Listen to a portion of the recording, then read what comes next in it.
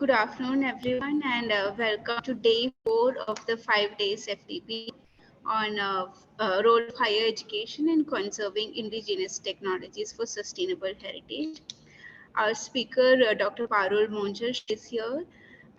So I would like to invite her to the session. Dr. Parul, I'll just give an introduction about Dr. Parul Munjal. She is a conservation architect with experience of being an academic at School of Art and Architecture, Sushant University for 10 years and senior conservation architect at Development and Research Organization for Nature, Arts and Heritage, Drona, prior to that. With a strong orientation towards interdisciplinary research, Dr. Munjal has edited books and published widely in journals of repute in the areas of heritage conservation, community-based approach, and heritage tourism. The focus of her doctoral research was the heritage of small and medium towns in Gurgaon district. Currently, she holds the position of director at Intact Heritage Academy, New Delhi. Welcome to the session, ma'am. You can start your session. Thanks a lot, Meenu, and thanks, Dr. Ila, for inviting me. And I hope that I'm sure that the sessions so far have been really interesting and invigorating. So I think today what I'm speaking about is not something that I'm sure you all the faculty members who are here have engaged with the idea of documenting heritage at some level or the other, as students, of course, and as faculty as well. So it's nothing completely new or nothing that is completely sort of a new paradigm or anything that I'll be talking about today. But I think it's important to also hear, I think if it's possible, let's hear from you a little bit also. If some of you would, I do understand that it's a large gathering, of about 100 people. But I'll be happy to sort of hear your views as we move forward and interact more during the presentation as well. So today I'm talking about architecture students' initiatives for documentation of unprotected heritage in India. And what I'm what I've put together in my slides is more of what the Intact Heritage Academy has been involved in. I joined the Heritage Academy in 2022 January, and so it's been a little over a year since I've been at the Intact Heritage Academy, and it's been in existence for about 10 years. Since 2012 it's been in existence, and the Academy has been running this awards program, which is called this Heritage Awards for Documentation, Excellence in Documentation of Unprotected Heritage in India. So what I've put on the slides mostly comes from that, but then there are other ways and aspects in which, as an academic, I have, witnessed this kind of an engagement of students with, and of course as a student and as a faculty then, with this idea of documenting unprotected heritage. So it'll be good to sort of talk about, bring up, interact with you all also to understand how you have been engaged in these kind of initiatives and what values you have been able to find in this kind of documentation. So I think let's quickly start. I'm not sure if the slide doesn't seem to be moving. Maybe I'll have to move to a non-full screen mode. No, it will move on full screen. It's not moving. It's not moving. Okay. Yes, Yeah, yes, it's moved. Yes, yeah. yes. Okay, so now this is a definition that I picked up from a paper of documentation of heritage. The what, why, and how is the things that we can ponder about, of course. And documentation of heritage, this definition that was emerged out of a roundtable kind of a discussion, and is part of this paper. So they particularly cite that the result of that workshop was that this definition emerged of heritage documentation. So as per this, it's a continuous process that enables monitoring, maintenance, and understanding needed for conservation by the supply of appropriate and timely information. Documentation of both the product and action is both the product and action of meeting the information needs of heritage management. It makes available a range of tangible and intangible resources such as metric, narrative, thematic, societal records of cultural heritage. So this, of course, is quite a comprehensive definition, and I think this is clearly, one can see that the idea over here is to look at heritage documentation as an agency, as a sort of a way forward towards conservation and management of heritage. So definitely professionals in the field of heritage conservation and management are articulating this kind of a definition, where they're saying that it's not only about understanding, but it's also about monitoring and maintenance. That these are those are the kinds of processes that documentation actually contributes towards, and it of course generates information. It's the product and action of meeting the information needs. So it's the product as well as the process, essentially, and towards the needs of heritage management. It makes available a range of tangible and intangible resources, and of course it talks about metric, narrative, thematic, and societal records of cultural heritage.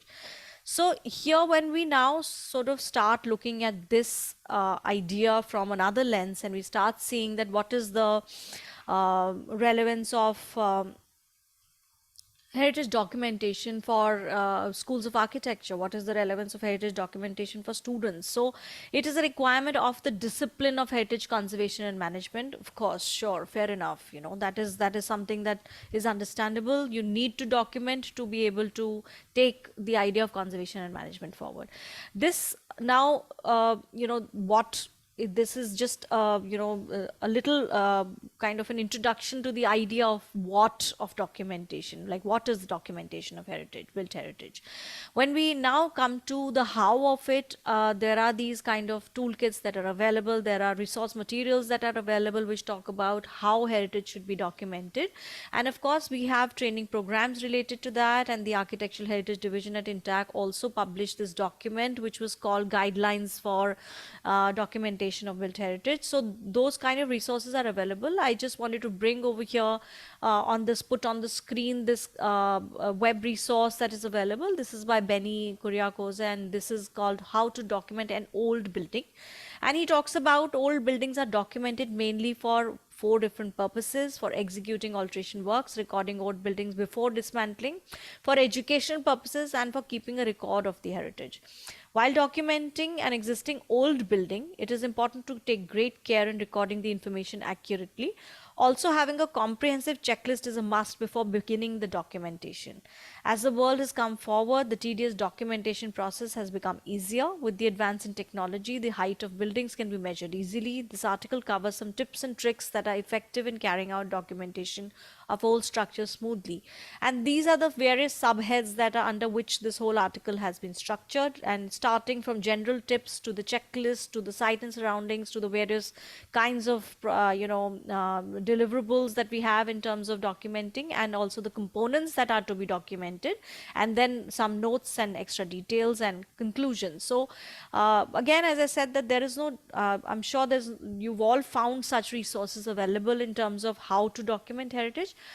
And also, as a faculty of architecture, it is something that to some extent definitely comes naturally to us, because we've as students also learnt the process of documentation, and we've taken that forward when we are teaching our students as well. But now the question is that why look at documenting the over here it's called old buildings. On the other hand, one could call something historic, and one could then use a term heritage, and particularly in this case when we're talking about unprotected heritage. So why should we do this? Why should we not just learn documentation by looking at contemporary structures? We're not, today we're not, typically we end up building a lot of in contemporary materials. We're not building in with too much with vernacular materials. So why should we not just, document existing buildings and learn how to document? So I think that's where the sort of crux lies, that, why, what these are hence the critical question. that I wanted to bring forward. The first question over here is, what do we really gain? So I would appreciate if some of you, any of you, would have your any points to share about what do we really gain by documenting. So the discipline of conservation and management of heritage gains, certainly, but what do we gain as students of architecture? What do we gain as institutions? What do we gain as faculty? Why does it need to be, in this domain of teaching and learning? That is a question that is very, very important. So I would be happy to hear from some of you, because I'm sure you have a take on that.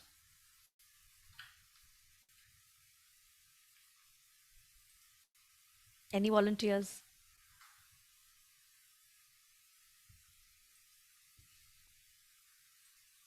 Everybody's There is one reply in the chat box, says knowledge, again knowledge. okay. Yes, yes.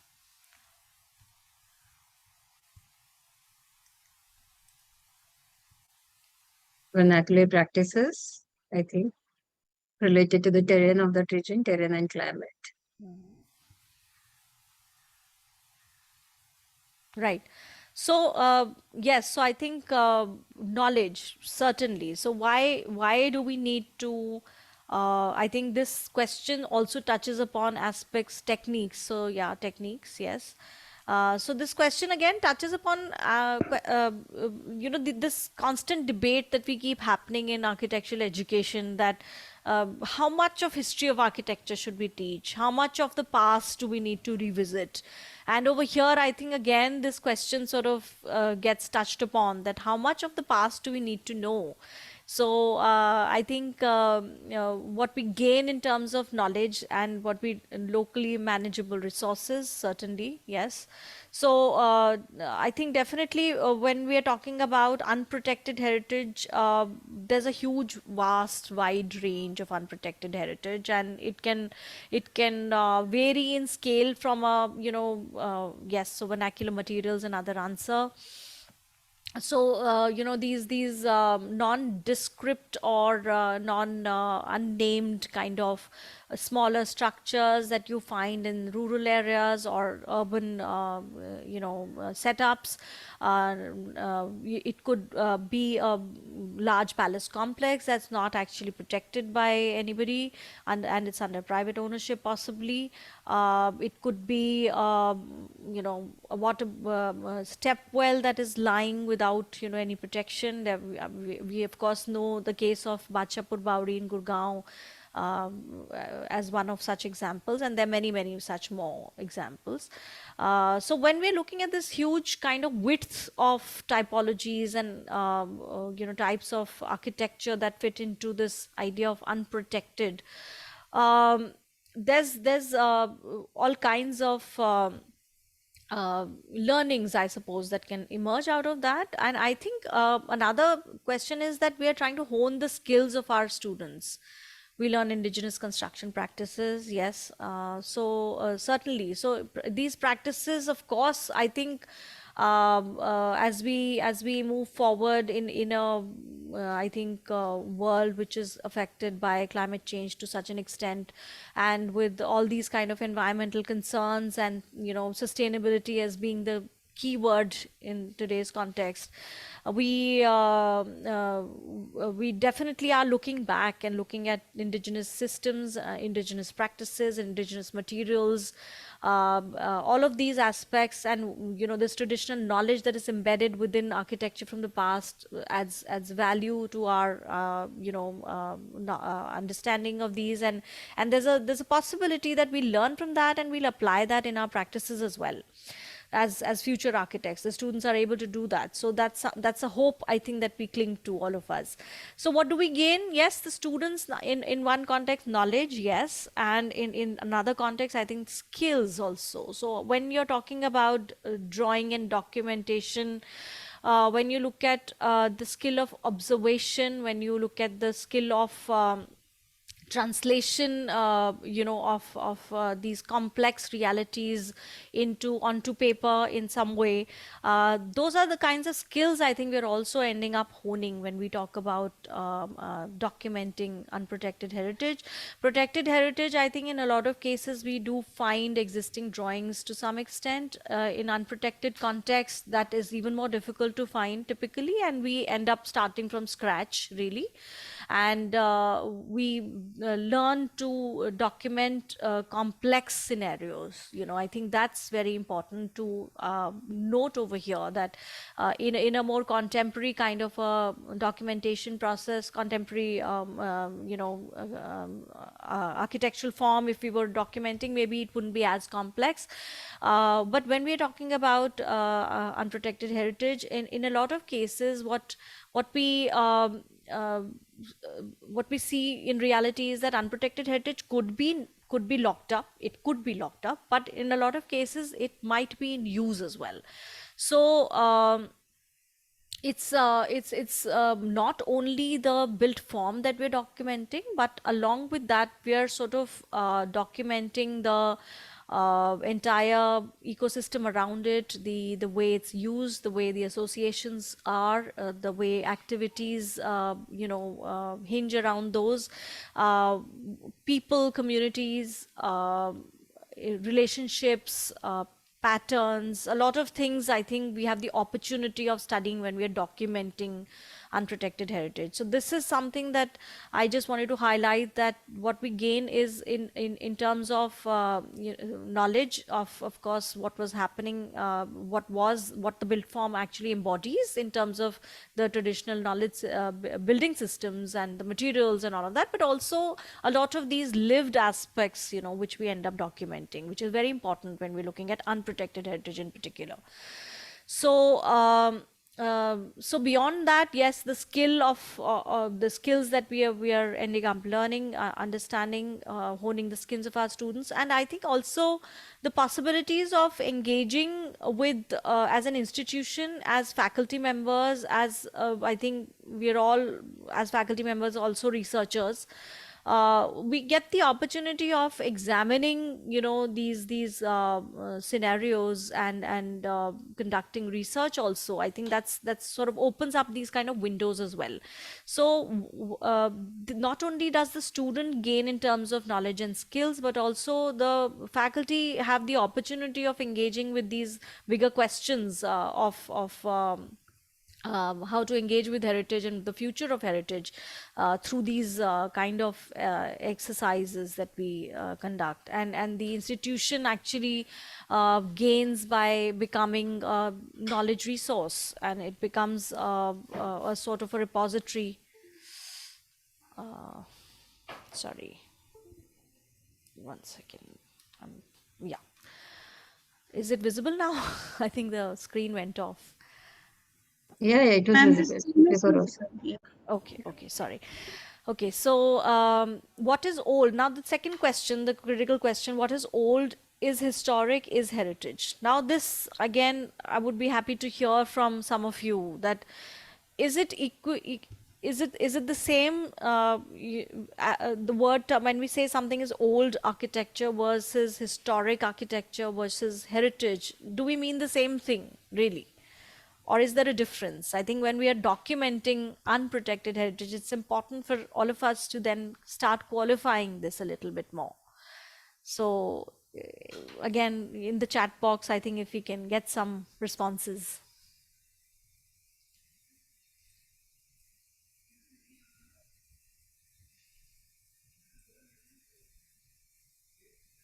Heritage can have various values like historical, cultural. Yes, heritage would be a wider cultural construct. Okay, sure.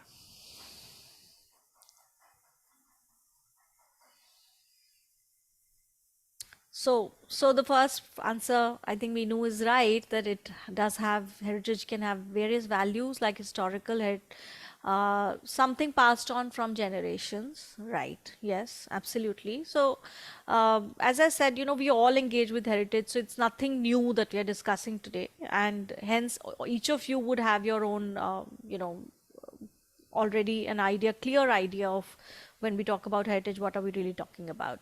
So good to see these responses. Heritage is the major domain, whereas other terms are subdomains, Anushka says. So okay, so I would, I think, talk about it from what my understanding is, and of course people could have different ways of approaching it.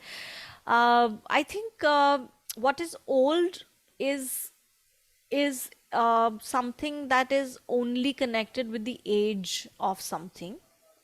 So it's old, and uh, does it automatically hence become valuable to us is an important question, I think, that we all need to ask ourselves. Uh, in fact, when we talk about heritage structures versus when we talk about ruins, say, for example, ruins are also old, and while the whole idea in the 19th century and early 20th century was all about romanticizing, this idea of ruins and appreciating the patina and completely sort of highlighting these as picturesque and valuable in the aesthetic sense. Uh, I don't know how old is relative. One day old, 100 years old. Yes, old is relative, definitely. So it could be recent or it could be very old, sure.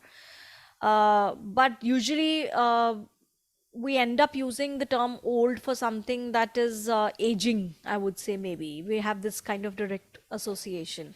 So again, as I was to go back to what I was saying, that being old necessarily, does it really bring value to something? So if it has been ruined, what do we view the ruin as now in a maybe context of the European thinkers?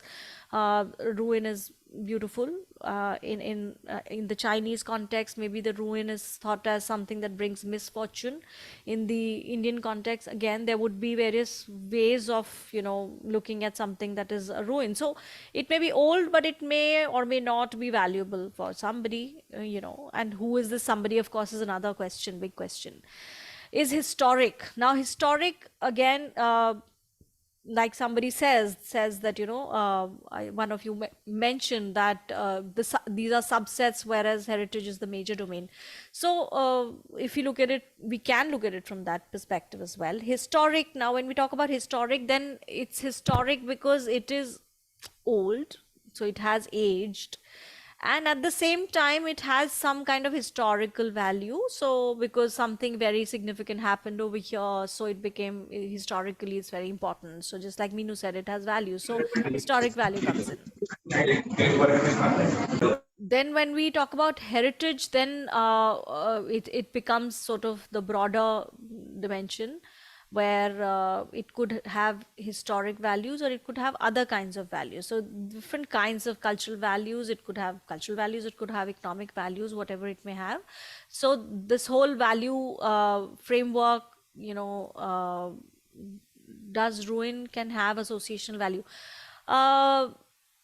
Maybe in some cases it can have, a ruin could have associational value. Maybe it has been reclaimed by certain communities in certain ways, and so it finds some kind of value. So it that is a possibility. We can't sort of deny that there could be an associational value and emotional value. Again, for who has this emotional value, and what is our way of looking at these things? Again, are we generalizing? Yes, historic is associated with an event or a particular time, certainly. So that's why something historic is two things combined together. One is that it is old, and at the same time it has this kind of something important, significant that happened in the past, in that which is associated with it. And then heritage, of course, then is various kinds of values. It could be cultural, it could be socio-cultural, it could be economic as well. And so how do we, when we're talking about documenting, then should we just pick up, now this becomes very important for us, that should we just pick up something that is old and Or should we first see, is it really heritage? And if it is heritage, then whose heritage is it really? And for whom does it really hold any value? So I think that's where we, in some ways, have to engage with this question when we are trying to choose what we need to document and why we are documenting something. The next question: do protected and unprotected require alternate approaches, and why unprotected? So I think this I've already sort of mentioned earlier, that we when we're talking about protected, typically, we are talking about more of a monument, and we would sort of look at something which is static in a way. Of course, that may not be true for all cases. There are certain examples where a protected structure may be in use, and there are examples of temples as well that are protected and at the same time, in use. So, but if you look at it predominantly, then protected is something that is not to be touched. It's sort of left alone. You protect it. You want to keep it as it is. You don't want to do too much around it. So automatically, when we are documenting, we realize that the nuances that are around unprotected are very different. The access that you have to unprotected is different. The processes around, as I mentioned already, are different, and there's so many other layers that could intersect when we're talking about unprotected heritage, which may not be there when we're talking about protected heritage. So that's where unprotected becomes slightly distinctive. It I think gives a lot of opportunities, in fact, to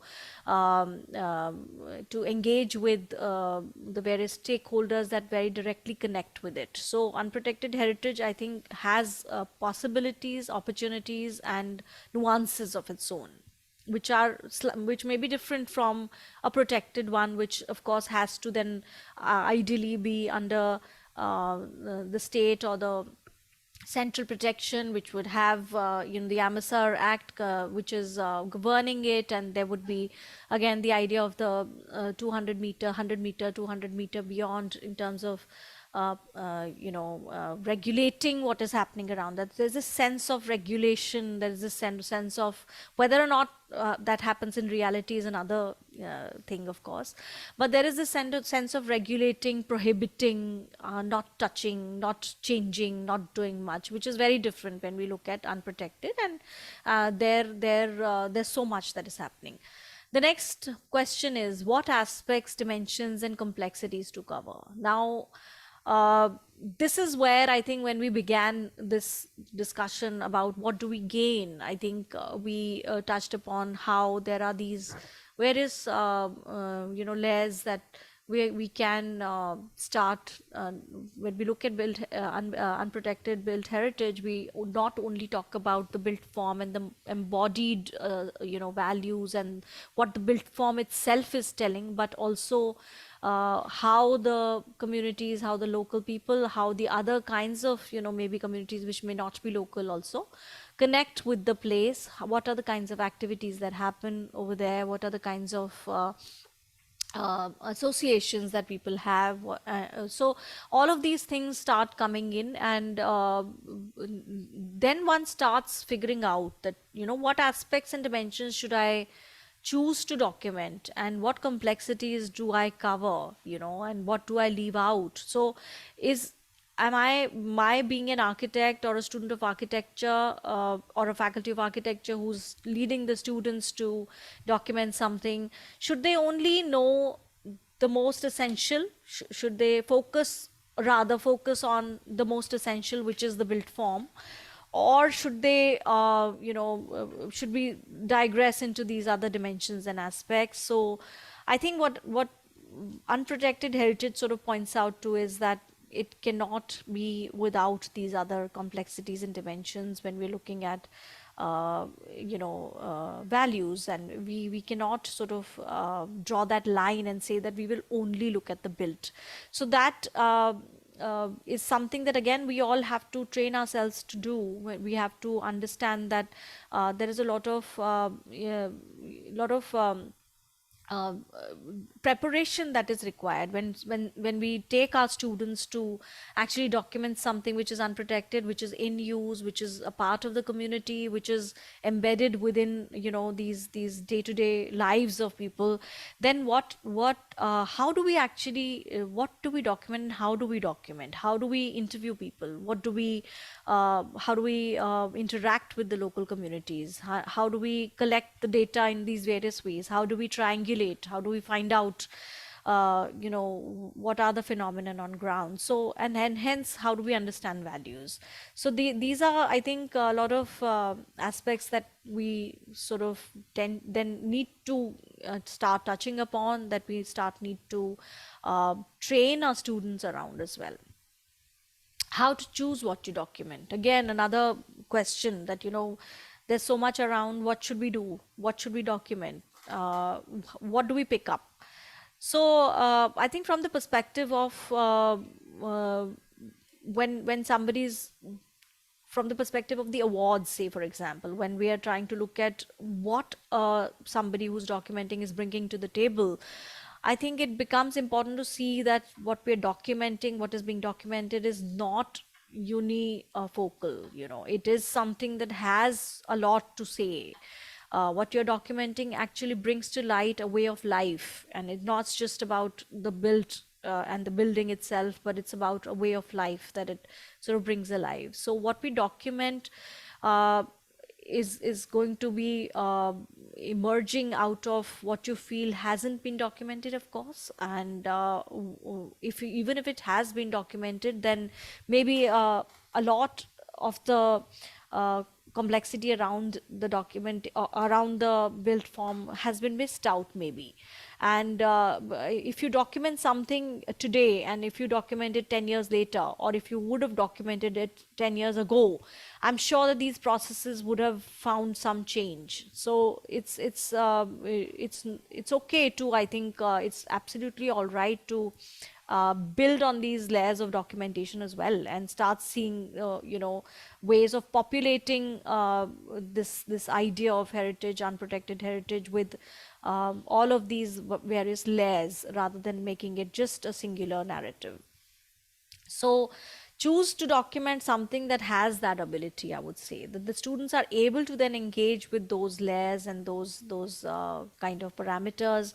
Of course, as faculty, you would have realized that sometimes we have to prioritize focal areas. So for example, we talk about a first year student versus a fourth year student, and how much do we expect from a first year student versus what we expect from a fourth year student. Should we start should our expectation be limited to just one dimension when we're looking at a first year student, and should that then increase as the year as the student becomes more and more senior? So of course those are decisions that we take during our pedagogical discussions, I'm sure, and decisions that we make. So, how does one use technology in the process and representation? So, when we are documenting, what are the process in the processes? How much of technology, what kind of digital technology or other kind of technology are we using in the process of documentation? And how much of it is are we using, whether it's in terms of softwares or other kinds of techniques of representation? What are we using there? So these are again questions that we need to find answers to. And a lot of times we feel that um, is a student of architecture ever actually, after becoming an architect, ever going to use surveying equipment, ever going to actually use surveying techniques? So why should we even teach, or why should we expect the students to know these? But again, I think as we realize that these kind of skills are this knowledge, this skill is important for us to cover, at least to some extent, when we are studying, so that later on we don't feel handicapped in terms of our understanding of how something is done. So even to supervise something, even to assess something, even to get something done, we need to get our hands dirty to some extent. So again, how do we use current technologies? How do we use advanced technologies? I think is something that we are all kind of trying to figure out when we're talking about documentation and at the same time representation. Articulating the cultural significance. Now, do we need to when we're talking about, say, undergrad students and not master's level students, we are who are in architectural conservation program, it's very different because their agenda and objective would be to be able to articulate cultural significance clearly. But when we're talking about undergraduate students, we're talking about you know I think it's not fair to demand an articulation of the statement of cultural significance, but at the same time, the what has been documented and how it has been documented embeds within it an understanding of the significance. So unless we document, those important aspects which contribute towards the cultural significance, we are not really hitting the nail on its head. So definitely not in terms of articulating a very, you know, elaborate or even very crisp or appropriate or correct definition or statement of cultural significance is, we're not talking about that when we talk about undergrad students. But unless they see the values, unless they document the values that are embedded, and work with the built form, I think then we are ending up missing the point. So that I would say is something may not be expected in a direct sense, but in indirect sense, definitely, they have to find value, they have to see significance. How to balance technical and aesthetic aspects in presentation? This is a question that I think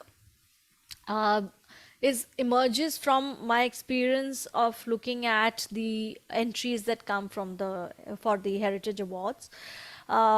These entries, in some cases, there would be overly simplistic drawing. In some cases there would be very technically correct drawings, but they would sort of end there. There would be these maybe plans, sections, elevations, simply drawn, correctly drawn, but that's where the process ends of documentation. In some other cases, and of course there could be other aspects that are documented again, but somebody could have documented those only textually, maybe just written about certain things they observed about the people and the communities over there. But again, we as architects have to use visual tools, and that becomes critical when we're talking about a good kind of a documentation done by a school of architecture. So text supports definitely, but text cannot be the end of it. And the aesthetic aspects. Now, some presentations may be extremely eye-catching and aesthetically pleasing, and but then when you look closely, in fact, sometimes what happens is that this mind-blowing kind of a presentation technique can sometimes disguise the actual technical details and technical understanding in the work that is presented, and that certainly is a problem, because if your sections are incorrect and your understanding of the wall thicknesses and is incorrect, and then this fantastic and fascinating presentation wouldn't really hold much value, because somewhere or the other the understanding is lacking. So I think I would again sort of reiterate that while correctness, technical correctness is extremely important in documentation, otherwise I think we lose the purpose also, because then the whole point of learning from techniques and learning about techniques and materials and methods of construction and all of that sort of gets lost. But then aesthetic aspects do become important, and how do you balance these two? Of course, be technically correct, but then have this kind of a emphasis on presentation in terms of aesthetics, I think is something that one can, one would, I think, I'm sure your students are all sort of working around that. But again, as I said, aesthetic aspects shouldn't be at the cost of technical aspects. So now I will go on to show some a glimpse of, you know, how this idea of the Heritage Awards for Excellence in Documentation of Unprotected Heritage has helped, what it has really done. So I'm presenting this also with the hope that, you know, you all can look more closely at what are the takeaways from this, and how we can actually cover aspects that haven't been covered in the future now. We, as in, you know, students of architecture, colleges of architecture, and you know, how you can engage with this process. So, a little background. This idea of Heritage Awards for Excellence in Documentation of Unprotected Heritage, as you all know, INTAC has a particular emphasis on unprotected heritage. INTAC also has a charter which is called the INTAC Charter for Unprotected Heritage. So the focus is not on the protected, because the ASI and the state departments are meant to, you know, govern and, you know, work on them. But the idea is over here to look at the huge wealth of unprotected heritage that is around. And while there is a listing cell at INTAC, you know, and who already have collated a lot of, you know, data, but that itself, I think, would still be much more like a tip of the iceberg, because there's so much heritage in India. And I think we have a problem of plenty, certainly. And because we have a problem of plenty, we don't probably appreciate the value of what we have, and hence it's all sort of under threat. And we are seeing transformations happening every day in unprotected heritage. Of course, we've had recent studies that came out that said that some of the about 24 or so architectural sites under the ASI are not to be found. Structures under the ASI cannot be found. You know, they're not, one cannot locate them. So they've gone missing, apparently. So that happens to protected, and imagine what happens to unprotected. So there's no record, there's no list, there may be some lists, but not 100%, absolutely not 100%. And we don't have any designation to call them heritage, you know, so they're all over the place, but they're nondescript, they're lying, and we are on the verge of, you know, then losing all of that. So with the idea of bringing this into focus, of course, this idea of the awards was instituted, conceptualized in 2014, and the first cycle came up in 2015. And it was designed for students of architecture colleges affiliated with COA, and 3 awards: Award of Excellence at the national level. Then the next year is the Award of Merit, which is at 3 zone levels, North, Central, and South. And this map shows that, you know, it's a slightly a kind of distinction that we are not used to. Typically, we have 4 or 5 zones that we divide the country into, but here we look at just a horizontal division of North, Central, and South, and 3 zones and 3 awards for merit, and hence similarly 3 awards for commendation, which are the next tier of awards. And so that's the sort of framework. And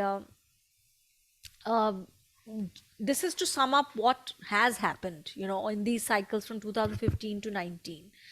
So we can see that, you know, this during this time period, we've seen that several detailed studies have emerged, and they've touched upon physical, social, cultural, environmental aspects related to architectural heritage and sites.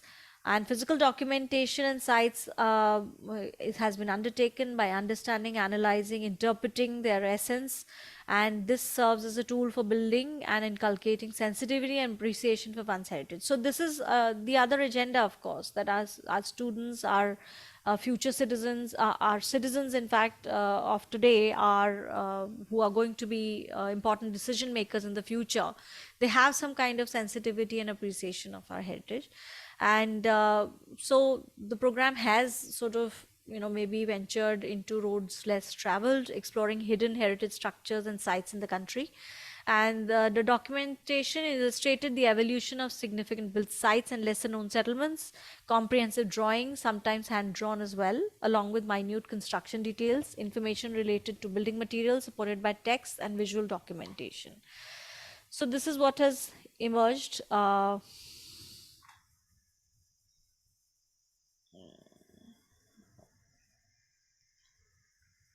Slide is not moving. I'll try to stop share and share again.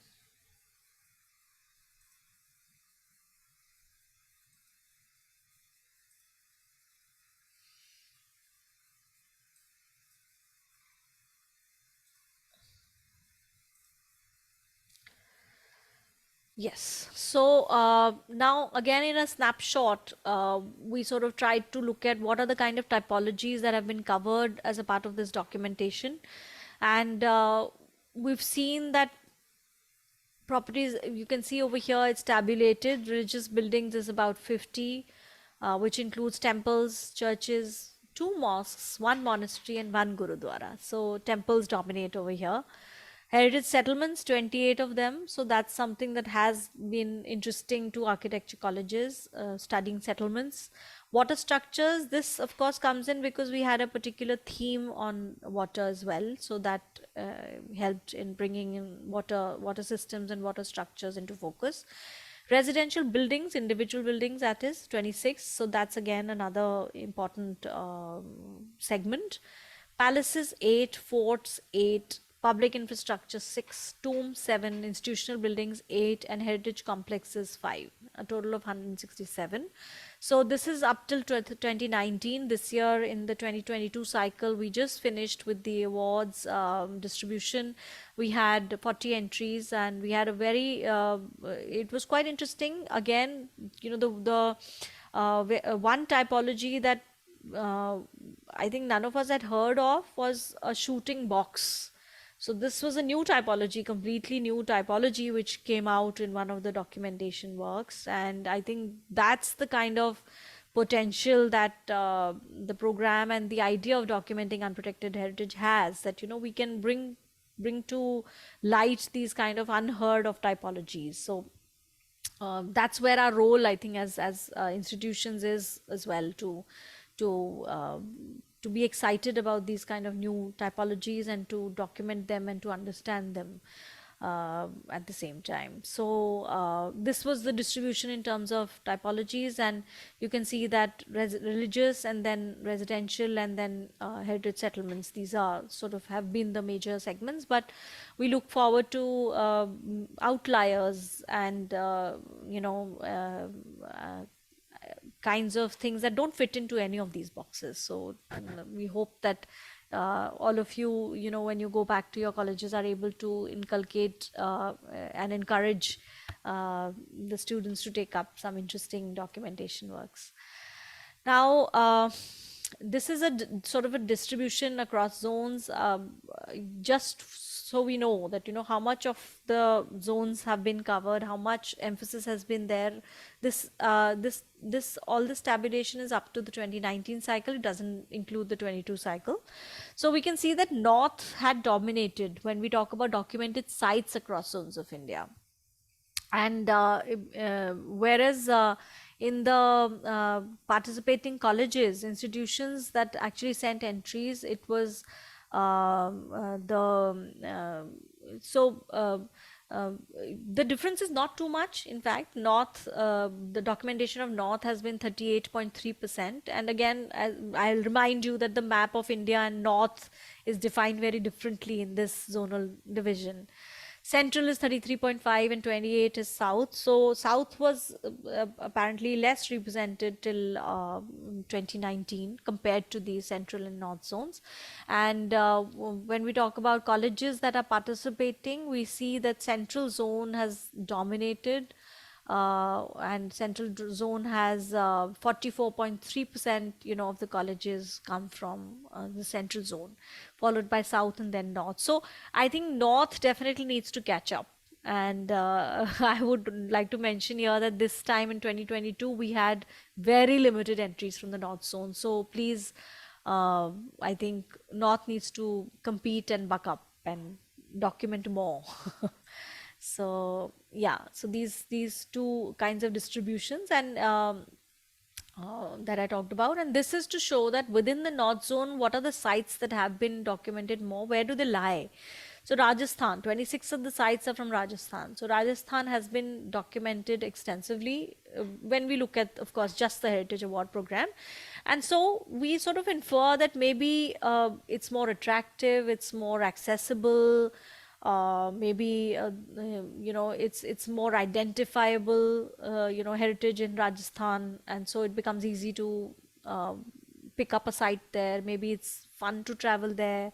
So whatever the reasons may be, but Rajasthan takes the cake. It's been documented the most. In the South Zone, we see the Tamil Nadu and then Karnataka, and the other states don't find too much representation, just 6, 5 and 1 from Andhra Pradesh. And when we look at the central zone, we see that the dominant this thing documentation is from Maharashtra and Gujarat, and the other states definitely lag behind to quite an extent. Orissa, Madhya Pradesh, 7, 5, 2, 2 from Tamil Nadu, West Bengal and Jharkhand. So very little representation, and of course some states are missing. It's not all states right now, so the others are not even there. So now, again, when we talk about time periods, I think why I wanted to bring this up was that ancient, of course, a lot of ancient heritage, what comes from up to 28th century would be under the protection of either the state or the center. So it would be under State Department of Archaeology, or it would be under the ASI. So up to 8th century, there's lesser representation, and in fact the first cycle that was opened out in 2015 was not limited to unprotected heritage. So some of these structures may have been protected and yet documented as well. So we see that 12.7% ancient, modern, medieval 8th to 18th century is the maximum, 54.5%, and then we have modern, which is 32.7% post 18th century. So post 18th century doesn't mean necessarily modern heritage, because actually 18th post 18th is then 19th essentially. So you could see continuity of traditions from an earlier periods, or you could see actual modern heritage emerging. So why I wanted to sort of bring this up was that with now in the future, when we start seeing that a lot of this medieval fabric, which is identifiable as medieval, has maybe been documented to quite an extent, and now we are delving into a lot of documentation of modern heritage.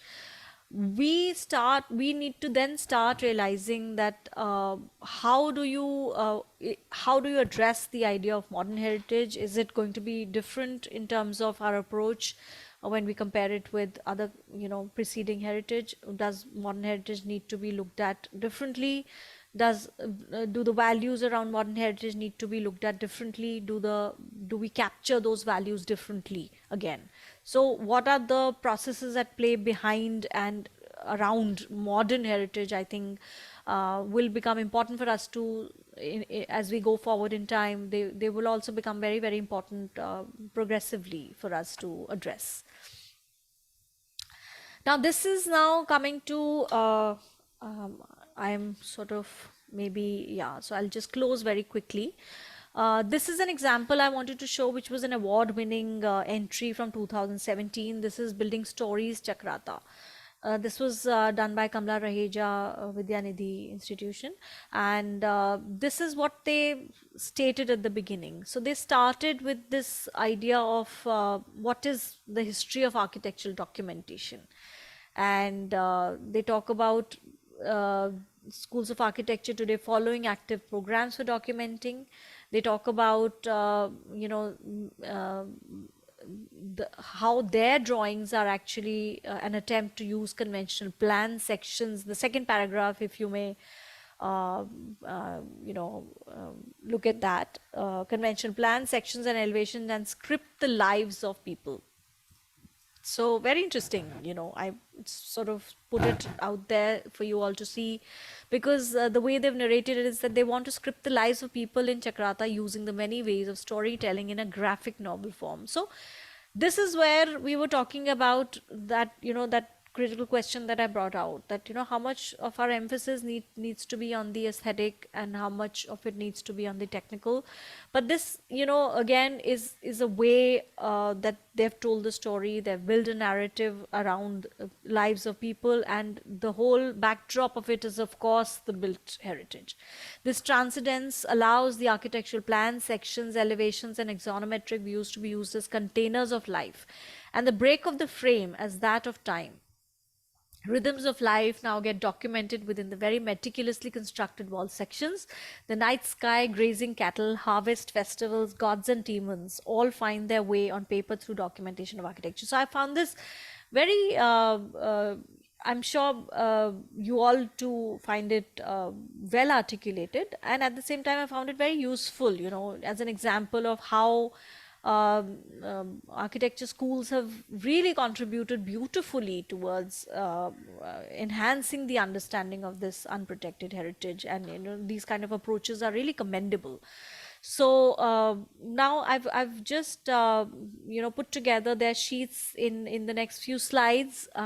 They're not very clear because the resolution has gone down while putting into the PPT, but just wanted to highlight certain things just to show the entire flow, and at the same time, how this balancing of the narrative and the technical aspects, how they've done that beautifully over here. So of course they started with this introduction. They go into the on the right, I don't know if you can see, but this heading is worshipping the grains. So the built form again becomes the setting for this worshipping of the grains, and so that is what they're documenting, and how the people's lives are then integrally connected with this, and the practices around that. They over here they're looking at the grains and over here they're looking at the wall section, and so it's sort of I think I'm a fan of this study that has been done. And all of you, I think in your libraries you would have the publication, because we send it out to all architecture colleges libraries, so every year. This is from the 2017 cycle, so please feel free to refer from that, and I'm sure a lot of you have already as well.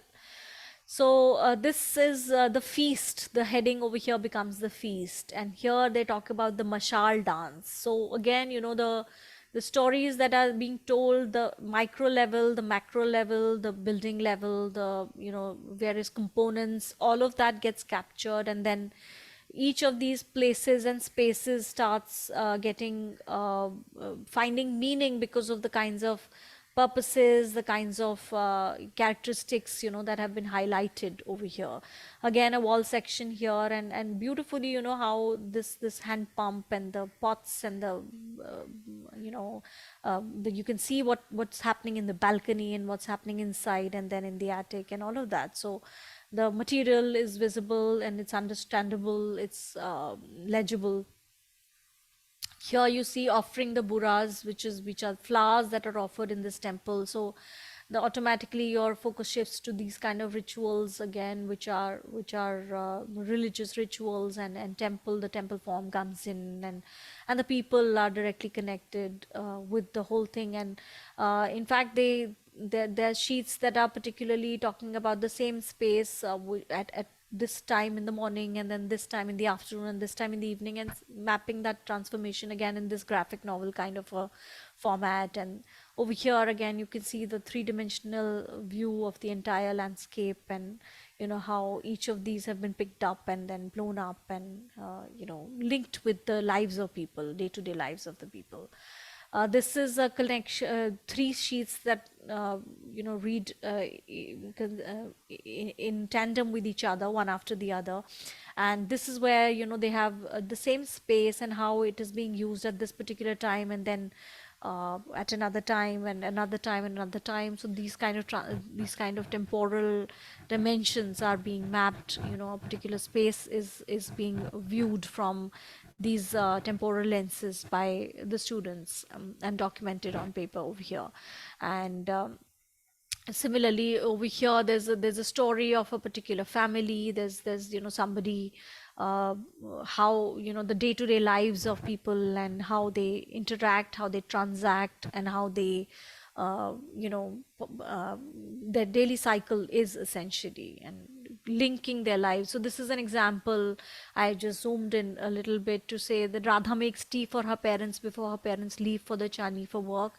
Sujo and Savara have a common chani tate. So this whole idea of rural setting, this idea of being connected with practices on a day-to-day basis which are related to the production of grains, to the processing of these grains, to the celebration of festivals around these, has all been sort of brought in, and a narrative has been built around this. And so storytelling as a technique, and this visual representation, the technique that they've used, and the drawings, and how the plan sections, elevations, as they mention themselves, have sort of become these containers of people's lives on a daily basis. So I think that's I just thought that that'll be a good example to sort of course there would be other approaches that people have taken over the years, and I'm sure you all are all doing exciting work in documenting, which would be lovely to see if we get the opportunity, maybe through the entries that come for the awards. So I think this developing an approach, I think developing a method of telling the story, building that narrative becomes very important. This is moving forward, the last slide, in which I just wanted to again revisit some of these points that we'll have to ponder over when we're moving forward with documenting unprotected heritage. One of the, I think, benefits of this idea is populating the map of India with these heritage sites. So I would like to mention over here that I think very soon the Architectural Heritage Division of INTAC is going to be launching for public an app which is GIS based, that we can use through our phones which through which we can geotag a particular site and upload a few pictures of it, and discuss, and of course there's a whole survey form that is available, a short kind of a survey form that anybody can fill in. So I think that idea of populating the map of India with these heritage sites, creating a kind of a database is something of a value that each of us can bring to the table, and certainly students of architecture, when they're exploring, when they're traveling, when they're on the study tours. I think that's an absolutely fantastic opportunity to engage with building this database. Institutions as repositories of local heritage and beyond. So over here, I would like to say that, while a lot of times we go to these sites which are our study tours, because we want our students to be exposed to these other places. That has a lot of value, certainly, because it gives them a kind of exposure, it gives them kind of a width of diversity, understanding about diversity, and lets them use this external gaze, as I've mentioned in the fourth point, this distant places that we document, and we see that there's a different kind of a worldview in some other place. People look at things differently. What we understood about society and people and places is very different over here versus what we've seen where we've come from. So I think that is an immense value, of course, that the external gaze brings. We as the external participant goes and observes something and is able to see value in things which otherwise for people living there may not be as exciting. They may be mundane, they may be day to day. So we have this kind of a benefit of, you know, appreciating something from an external gaze. But at the same time, I think institutions have this great opportunity as well to be repositories of local heritage, understanding of local heritage. We can create archives around local heritage. So if somebody's like, you know, recently I met this person who's writing a book on Kurukshetra. And automatically, you know, he said that I went to the university, Kurukshetra University, and a lot of material I found over there. And, you know, I met this person over there, and he told me about all of this. And it was such a fruitful experience. And there's this whole body of knowledge that, you know, was made accessible to me through their library and all of that. So I think that's an expectation that anybody and everybody could have, that if they go to a place, you know, say they come to Manesar, then the Amity Manesar, and they want to know that you know, what all is heritage in Manesar. You know, of course you would know, because you're an institution sitting right here in Manesar.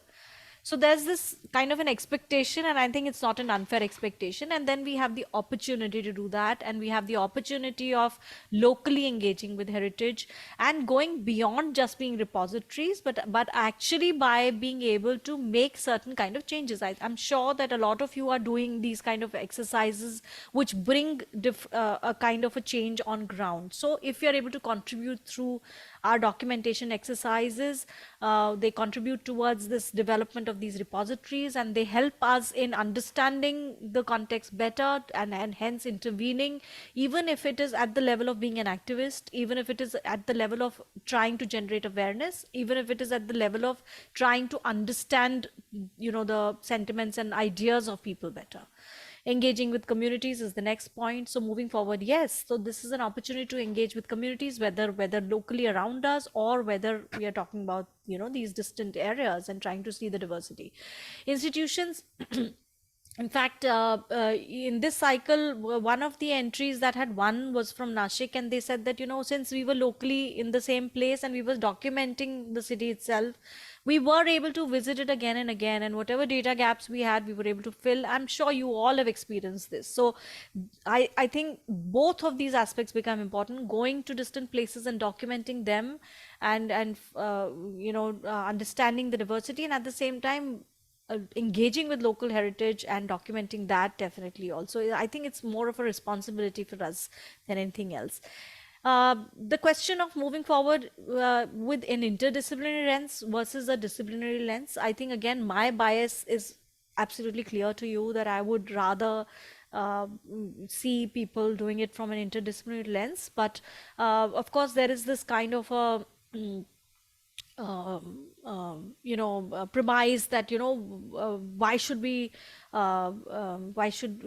should learn the basics. You know, the students should know the basics, and they should not lose focus. So of course that is important, but I think whether it's the NEP or whether it's the other pedagogical directions that we are looking at moving forward in time, the focus on looking at multiple disciplines in together and working with them becomes more and more important, and that's something that we can bring in over here. Building and communicating the narrative, I think that's a way that we have to think about. So that's how do we build and communicate the narrative? How do we build the narrative? I think while our students may know how to technically draw something correct, maybe a plan, section, elevation, but then how do you actually tell the story? I think that's a skill that one can develop through this process of documenting and representing unprotected heritage. There's so much to tell, there's so many stories to tell, and ways to plug into curriculum. This is again another discussion and debate that I'm sure you all are having at your institutions. Where does this documentation sort of need to be fit in? Does it have to happen in every year? Does it have to happen as a part of the design studio? Does it have to happen as a separate tour? Does it have to happen as a project which is separately marked, evaluated within the curriculums? Where does it fit in? Where does it plug in? You know, and what do you need to teach? Like we were talking about surveying and documenting methods and digital technologies and all of that. So what all do we need to teach to be able to contribute towards a good level of documentation? So how does the curriculum respond to this need as well? So I think I'll end with that, and That's the last slide, and I've just put in over here these two sources that I'd referred to. And again, I will. I wonder if there are any questions, but I would encourage all of you to please do to look at the Heritage Awards program of Intact Heritage Academy and encourage your students to participate. Certainly, thank you. Thank you, Dr. Parul. Excellent presentation. And we all have seen your Heritage Award books, which we receive. They are all in our library and we keep referring to them. And yeah, the quality of work is really good. But with the one which you showed is really the best example of what you were trying to tell us, that being technically correct is not the only thing. We have to go beyond and tell a story. So that was very well explained, and that is very inspiring for our students for taking up any documentation project in the future. Thank you. Yeah, and this app idea is also very good. So whenever it gets launched, do convey us, and we'll definitely use it during our tours and every time. Certainly, So thank I you. think there are some questions in the chat box, I think, about some app. So I'll just read out the questions. Anupama ma'am, she's asking, there is an app called Safarnama to explore cultural heritage experiences. Is it a part of INTAC? No, it isn't. Saparnama isn't something which is an intact initiative. But as soon as it is launched, as I mentioned to Dr. Ela, that as Dr. Ela mentioned, that I will be happy to share it with everybody, certainly. The Saparnama would be a parallel kind of initiative. Yeah. There's And one more Mona question ma'am which is, happened, I think. Yeah, Mona ma'am's question. You can. Mona ma'am is asking, please share some examples of heritage complex. So heritage complex is, uh, some of those things, as I mentioned, that don't fit into. It's not a fort, it's not a palace, it's not a residential building, but it's not even a settlement. So it's a complex of maybe institutional and commercial and something, and it's a complex of residential and palatial or something. So that's sort of kind of a typology, but it's a complex that reads as a comprehensive complex. It could be a system within itself. It could be like multiple elements that work together. So that would be a heritage complex. Okay, is there any more questions? Do We anyone have wants lots, to ask? we have lots of comments. It looks like they all enjoyed your Thank session. you. I appreciate that. Thank you so much. Yeah, All right then. Have a Thank you have a so much for the wonderful definitely. session, have a good ma'am. afternoon. Thanks. Bye bye. Thank you so Bye. much. Thank you. Um, Okay, Ma'am, Meenu, yeah. should we take a 5 minutes break or should we start the Next session? speaker is there. Tapan sir has joined. Not yet, I think. Let me just check. Not yet. Let's call him, and meanwhile we can take a 5 minutes break. Yeah. Okay, all right.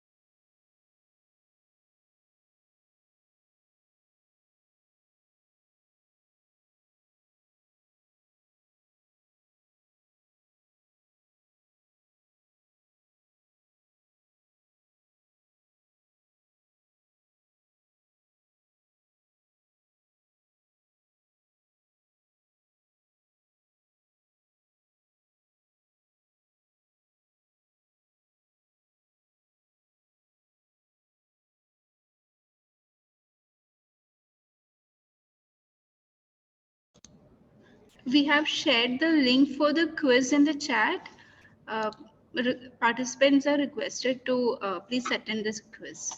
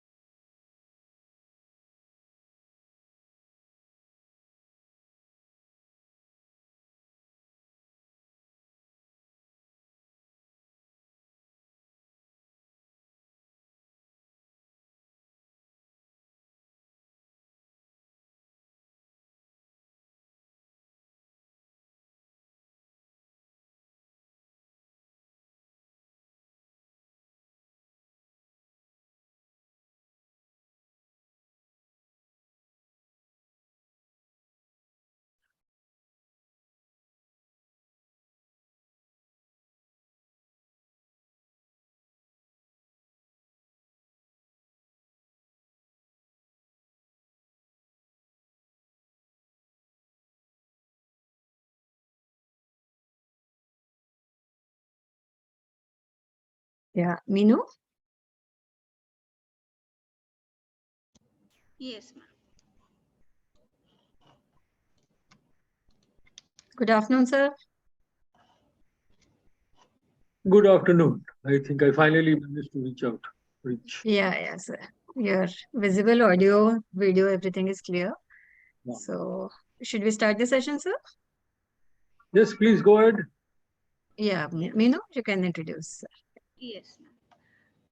So our next speaker is Professor Taban K. Chakravarti. Professor Taban is a practicing architect, urban designer, and educator with an experience of over 30 years. Professionally engaged since 1984 with a number of architecture and urban design firms in Delhi and prestigious organizations like UNDP and INTAC. He ran his own architecture practice and worked on several interesting and innovative projects in residential, industrial, and interior architecture, city architecture, and public precincts, furniture, and architectural products. He also has an award winning entry in a national level urban design competition for a commercial urban infill. Academically engaged since 1986 with a number of eminent institutes in Delhi NCR in various capacities, such as academic coordinator at TBB SHS, HOD at Pearl Academy, Dean at Sushant University. His academic career covers many aspects of architecture and design education, including teaching and mentoring, curriculum development, and pedagogical practices. He is also currently a visiting faculty, mentor, and examiner at several institutes of architecture and design, including SPAs, IIT, NIFT, Indraprastha University, Dehradun Institute of Technology, etc. He has a special interest in vernacular architecture and traditional settlements, and he has presented his thoughts and opinions at several forums across the country. So you can start your session and share the screen.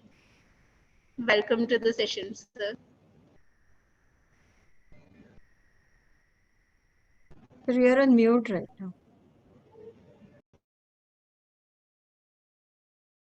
Is that okay now? Yes, sir. Yes, sir. Okay. So I think first of all, I must say sorry. I took some time to get used to the logging in. Something just didn't work. So I think without wasting time, I think we have already wasted 15 minutes. So I think that without wasting too much of time, I'll straight away go to the screen share. I hope I can share that. And we can get on with the presentation, and anything that is required to be discussed later, we can do that. So is my screen visible? Yes, sir. Yes, sir, your screen is visible. Okay, so let me go into the slide share. I hope that is working. No. Okay, is it now full screen? Yes, sir. Full screen. Yeah. How do I reduce this?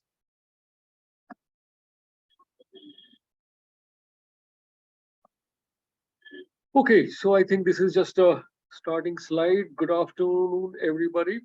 I wish I had the opportunity to have been introduced to all of you. I know who all are here, but I think that that opportunity in an online situation is very rare. Today, the kind of topic that I will be discussing here is vernacular architecture of the hills, and I think the whole idea was to look at the cultural influences in this place, but I would like to talk about the cultural influences and the associations which are attached to it.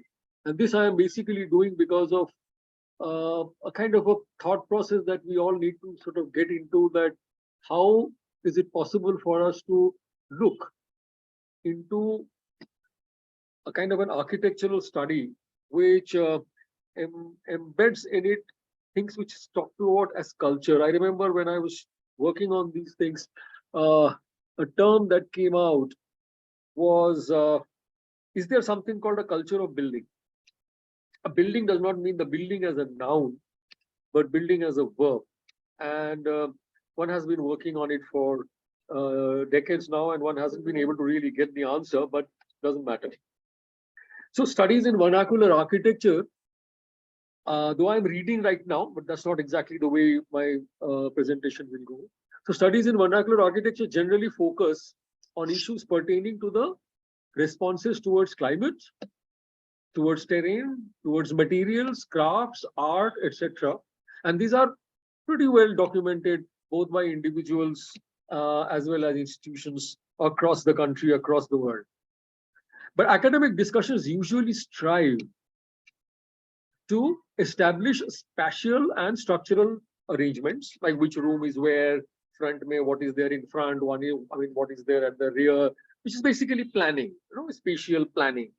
Do they have a courtyard? Where do they put their cooking thing? Where do they put their utensils? It's basically spatial planning, which we call the spatial structure. We also investigate material, construction processes, what is happening, where is the ridge pole of a sloping roof, how is the detail of, which is primarily engineering of the building. Thirdly, we try to interpret decorative and iconographic patterns, right? What kind of squiggles they have, what kind of carvings do they have geometrical patterns, do they have floral patterns, primarily an artistic approach to the building. But such discussions often miss out in the simple and the intuitive markers that identify cultural and geographical regions through architecture. I know somebody told me that why don't you write identify cultural and geographical architecture through regions? And I said no. Because as an architect, I am actually looking at the existing architecture already. And by looking at that building or looking at that house or looking at that dwelling unit, I'm saying, that is certainly from Himachal. So from architecture, I'm able to identify the region, the geographical region, the cultural region. I mean, geographical region, Himachal. In Himachal, I can stand there and say, it's not from Lahaul Spiti area. It's most probably from closer to Mandi. Now that's where the cultural identity. So I am looking at architecture and I'm being able to identify the culture or the, identifying the cultural regions or the geographical regions. And that I thought was an interesting situation. And this is something which I struggled even when I was studying history of architecture. People explain to me, this happens, so many columns, so many these jarokas, arches. But suddenly, if somebody gives me an unknown building, will I be able to place it in Rajasthan? Will I be able to place it in Gujarat? Will I be able to place it in Greece? Will I be able to place it in Germany? Will I be able to place it in England or Florence? So that's the kind of a thing that is that kind of an understanding. That's why I was saying about culture of buildings. And we moved on, right? This brief presentation today is an attempt to share a simple effort to visually read the forms and the facades, which are often readily visible in vernacular architecture. Forms and facades are readily visible in any kind of architecture. But in vernacular architecture, this reading is very often ignored because everybody is so busy looking at the spatial culture, the planning, the material and construction, that is the engineering, the decorations, the iconographic, sort of items which are there, which is artistic. And we forget simple things like forms and facades. The relationship of solids and voids that shape architectural forms, along with their geometrical logic, sometimes geometrical outcomes, is the conceptual premise of this academic effort, which at present remains a work in progress. I'm still working on it, and I'm a slow worker anyways. So the examples taken are primarily from rural regions of Uttarakhand, which is further split into Kumaon and Garhwal, and certain similar regions, not the entire, but certain similar regions of Himachal Pradesh, and that also basically to help relate and recognize the typological variations. Care has been taken to focus on people's dwellings and consciously avoid temples, palaces, and other public structures. So off to the hills, and my journey started long ago. Though I did visit the hills once or twice before, but I think it was during my final year project in the master's urban design degree in 1986, when my final year project was based in the hills It was a city called it was a city in Himachal called Chamba, and it's a place which is slightly higher up. Dalhousie, Chamba, Khajiyar is one good triangle. And there were some very interesting findings that I had, which I'm here right now, not in a position to elaborate, because that's not the purpose of this seminar, I suppose. So that's exactly where my academic pursuits began as a student. And Chamba was a very nice place. If any one of you ever wish to visit that place, please do so. My next attempt was in 1991, when, for some fluke reason, landed up one of the study tours. I was already into teaching, School of Planning and Architecture, one group. I mean, typical architecture study tours.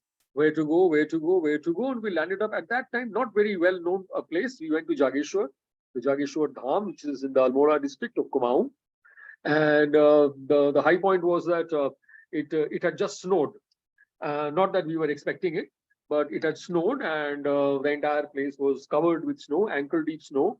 And our good old students, out of the 84 shrines which forms the Jageshwar Dham, they managed to, I think, sort of measure and document almost 72 of them in ankle deep snow, freezing cold.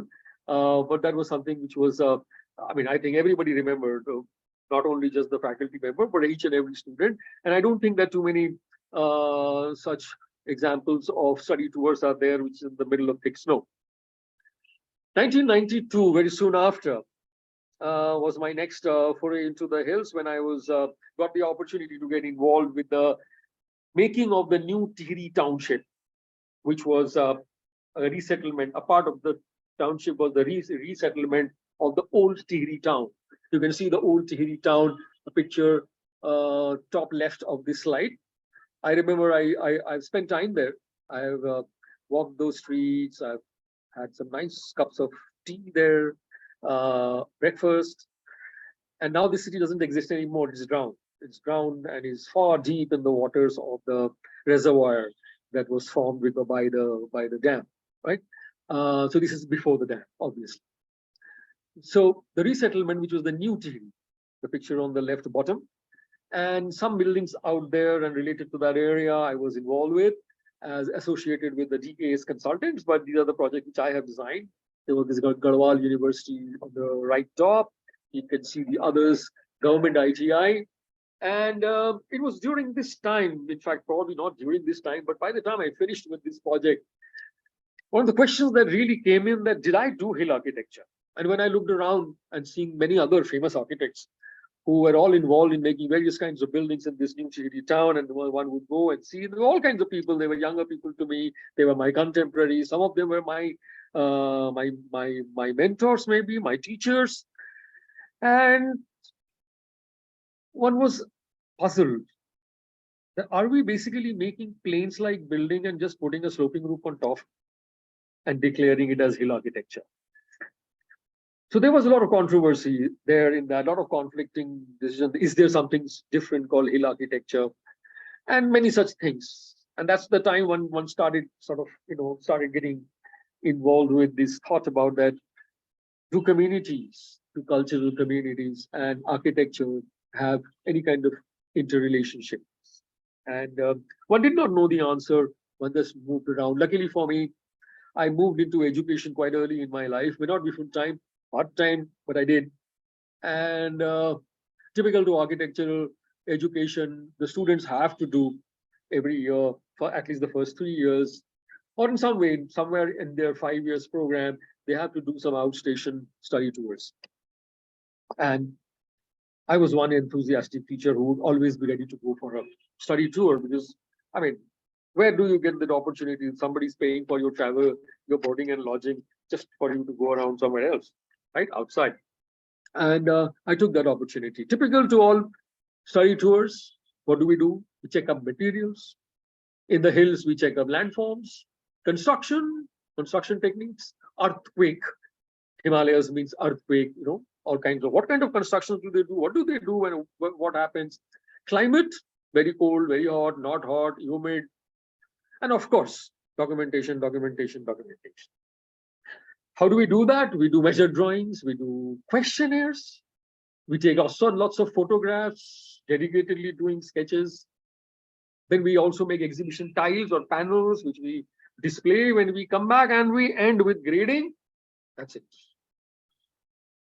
Then we wait for the next study tour. Yep. What happens to that study tour? Nobody knows. I mean, some people do make some little monographs and all that stuff you can see. So when we talk about materials and landforms, on the left-hand side, you can see, I'm sure people who are familiar with hill architecture will understand that we can see this Katkoni earthquake, associated construction system, which is there. We do all this study. A lot of people have talked about it. Everybody seems to be knowing about it. It doesn't matter if they, in our real life, we don't use it. We have measured drawings. I mean, all these drawings on the right-hand side that you see, painstakingly done by students and meticulously drawn, and very serious scripts given by our teachers, etc. And then monographs made into little monographs, which all schools and colleges, or many schools and colleges do. Dedicated hard work, dedicated academics, but I think it just ends there. Everybody claps, and as I said, wait for the next study tour. Luckily for me, what happened was that I also moved into other places, like because I was working in the hills, I found that I managed to come into the horizon where if somebody was looking for an architect who had some relation, I mean, some understanding of hill architecture, one could reach out to me, and that's how UNDP came in. They were engaging about 8 architects from all over the country, looking at various regions, and when they were looking for somebody to deal with the Western Himalayas, somehow or the other, they managed to reach me through Trinity School of Habitat Studies, and I became one of the panel members of UNDP in their endogenous tourism project. That's a long story about what is an endogenous tourism project, but let's just look at, for today, the basic objectives of the project. It was to build capacity at the local level, initiate location-specific models of community tourism enterprise, and build strong community-private partnerships, support innovative and promising rural tourism initiatives.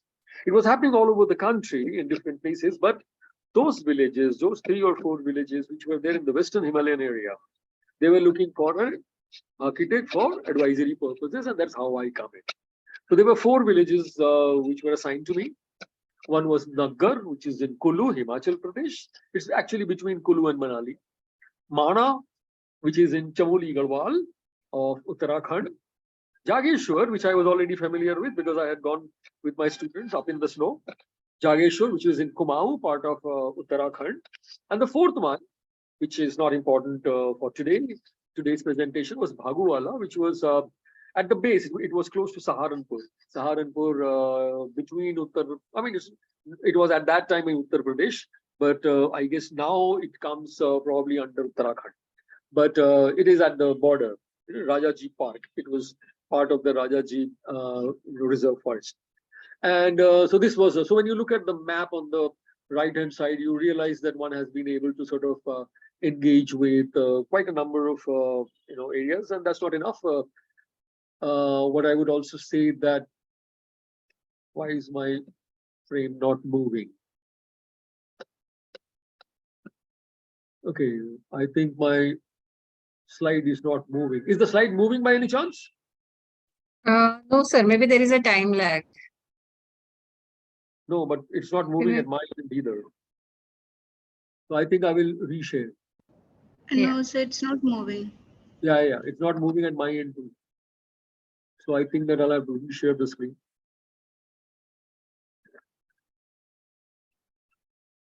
And we'll hope for the best.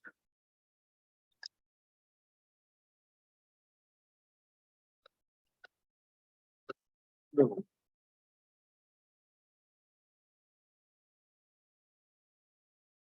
I just don't know why it's not moving.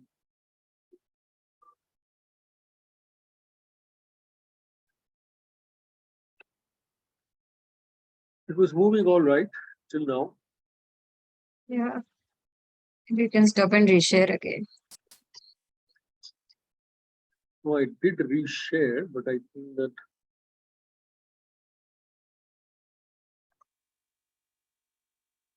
we will simply, I'll just try once more, and then we will see what else to do.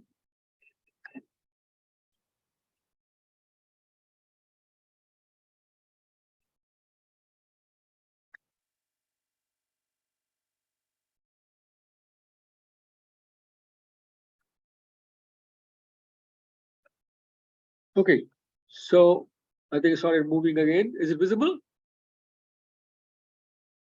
It's the same Yes, slide, yes. sir. Yeah, Right. it's Now it is visible. moved. Has it moved? Sir, it is not moving. We are at the same slide only. On the right hand side top, you are seeing a map, right? Yes, yes. Now, Yeah, now it Yes. is moving. great. So little things that we could change in these areas, small, tiny little things, because we were not trying to make earth-shaking changes. So a public loo, which was there before, किशोरियों को पढ़ाना है, देश को शिक्षित बनाना है, definitely. But the point is that look at the condition of the loo. But by the time we completed with this project, the loo that you see now on top, that's how it happened. But how it happened was a long story. So the bottom row, if you look at it, left-hand side, was me. The first time that I wanted to make some great buildings in those villages. That's what I drew. Typical. You don't have to see in detail, but you can get from that image a typical architectural drawing with absolute geometrical perfection, with courtyard in the middle, and the rooms coming in, and how the corners have been dealt with, etc., textures, AutoCAD, whatever. My first level of transformation was that I was not supposed to become like an urban architect.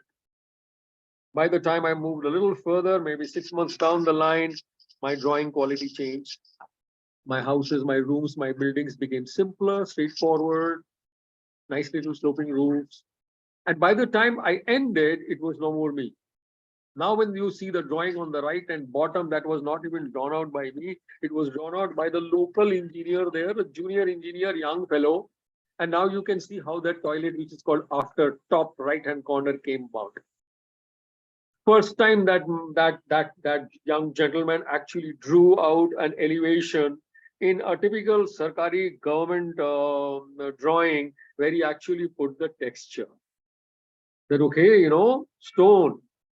He's actually put a sloping roof without thinking that where will we get the wood and where will we get the slate tile. He says we will do it.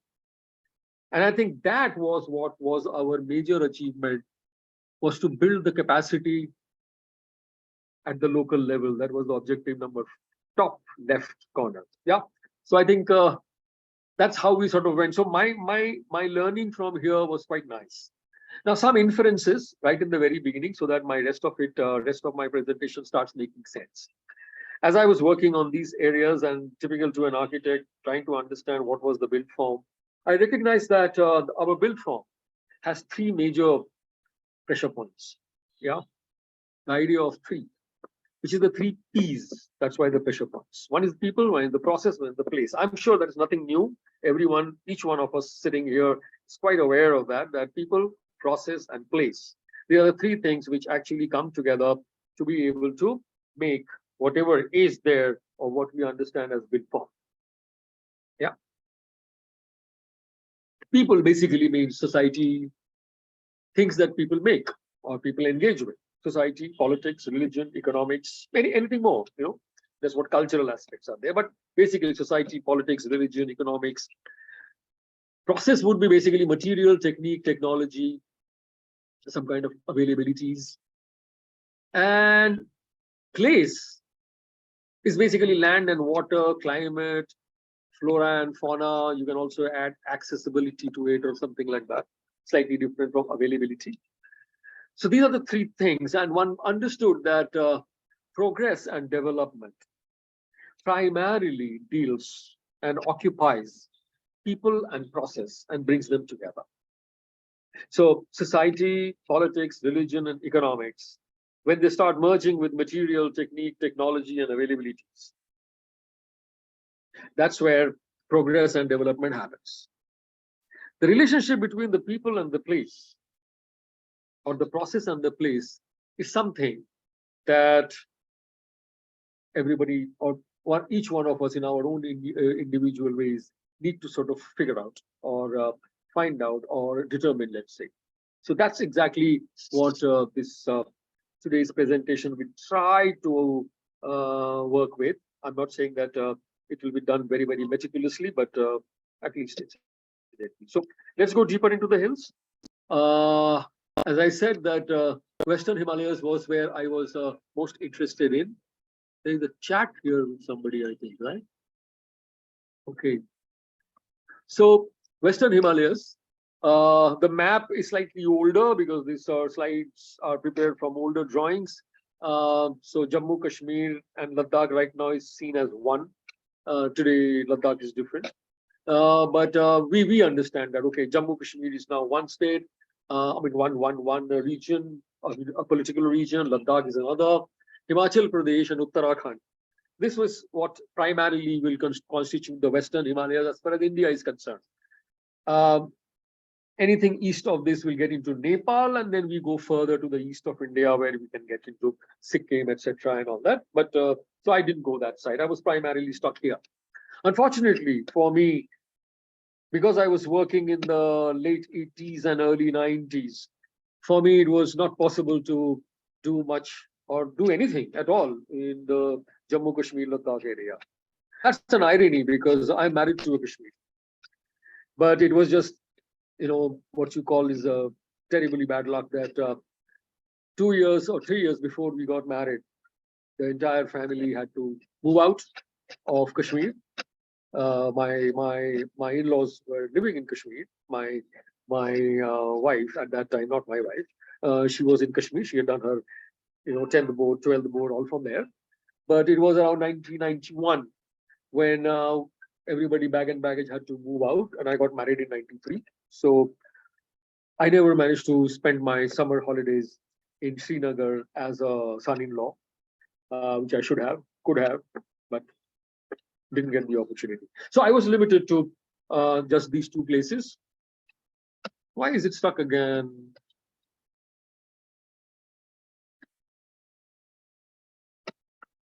What do I do now? Stop share, start all over.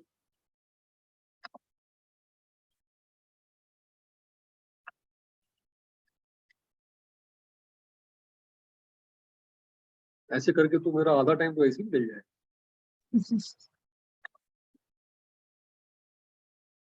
I think what I will It do works is that well and then suddenly it stops. I don't know. sorry. Generally doesn't happen. It works well and suddenly stops. Yeah, it was working fine. I don't know what happened. What I will try and see is that what happens if I do not go to the slideshow module. I mean, it's going to be a little irritating for everyone. But I think that that's the only way it is. Sometimes that's the only thing that works.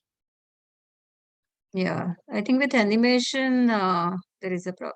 There is no animation. They're all separate slides.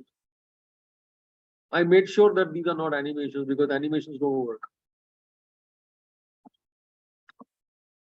So that's the reason why I don't use animation. So let me start sharing once more. Okay, so I am sharing the slides just like that, and I'm just sharing my screen instead. You can try also reading mode. And let's see if I Reading can. mode. Yeah. You can see and reading mode next button in slideshow mode. So the slide mode is not It's the working. reading mode, sir. Sorry. Reading mode. Reading mode. Right now it is visible. Yes, sir, it's visible. I think it's visible sufficiently. I'll just, Yeah, it's clear. You can I'll go just ahead. move from click to click. Okay, so I was therefore confined to basically Himachal and Uttarakhand, and in Uttarakhand further into Garhwal and Kumaon. I think that is visible. So off to Himachal, a few glimpses. Let's do some basic sort of familiarization. Remember 3 P's: the people and the place and the process. Himachal architecture is very varied, and Himachal itself, I think, has a terrain very varied. It has a certain ruggedness in its architecture, very, very strong looking, very, very solid. It's very utilitarian in the point that every part is very clearly defined for what kind of a purpose, and they also play with spaces. So various kinds of spatial configuration. That's what we understand, very simply said. But the thing that is interesting is that it has got a lot of projections. So when you look at the center left, center right, and center top, you see the various kind, and they're from different parts of Himachal. And fair enough. I mean, these projections on the upper floors can be cantilevered, like the right center. They can be supported by columns, like the left center. Left side center. They are very often connected as a floor from the top. You can see it in most of the slides. Top right is a under construction system where you can see how it is sort of working out. And all this till now, the ruggedness, the material, the projections, is just place and process. Himachal, and that's the way they make it, the techniques, the materials, etc. The moment you bring the people into it, something very interesting happens. Just focus in the center two pictures up and down. You would all understand that when it comes to winters, what do we do? Today summers, I'm wearing a kurta. What will happen when it comes to winter? I'll nicely wrap myself with a jacket, nice quilted jacket. And that's exactly what they have done. That veranda-like area, which is a projection, that's why I use the word projection. This may not be really of such a big deal veranda, but it is a projection in which through the last part of summers, after the monsoons are over, they start piling up fodder for the winter months, for their cattle, cows, their sheep, maybe their goats, which are kept hidden on the lower floor of their house. They live on the upper floor, and the upper floor is where they just sort of pack the house from all sides with a jacket of fodder. It's like a quilt. So you have got a nice warm winter, and as the winter recedes, so does the quilt, because you keep taking out inches of this fodder, take it to your animals, and you feed them. And by the time you're reaching summers, when you don't want the quilt anymore, you want to throw away the jacket is already on. And you can see the picture on the upper portion of the center. Now that, I think, is something that we should be able to start recognizing, because that's the cultural aspect that is very often missed in our studies, because very difficult to grade them, right? We move to a few glimpses of Garhwal. These are all warm-up sketches, I suppose. And again, people, place, and process. I'm not going to divide them much further, but just let us look at this Garhwal. Colors and carvings, various kinds of colors. They bright blues and pale blues, there are browns, there are greens.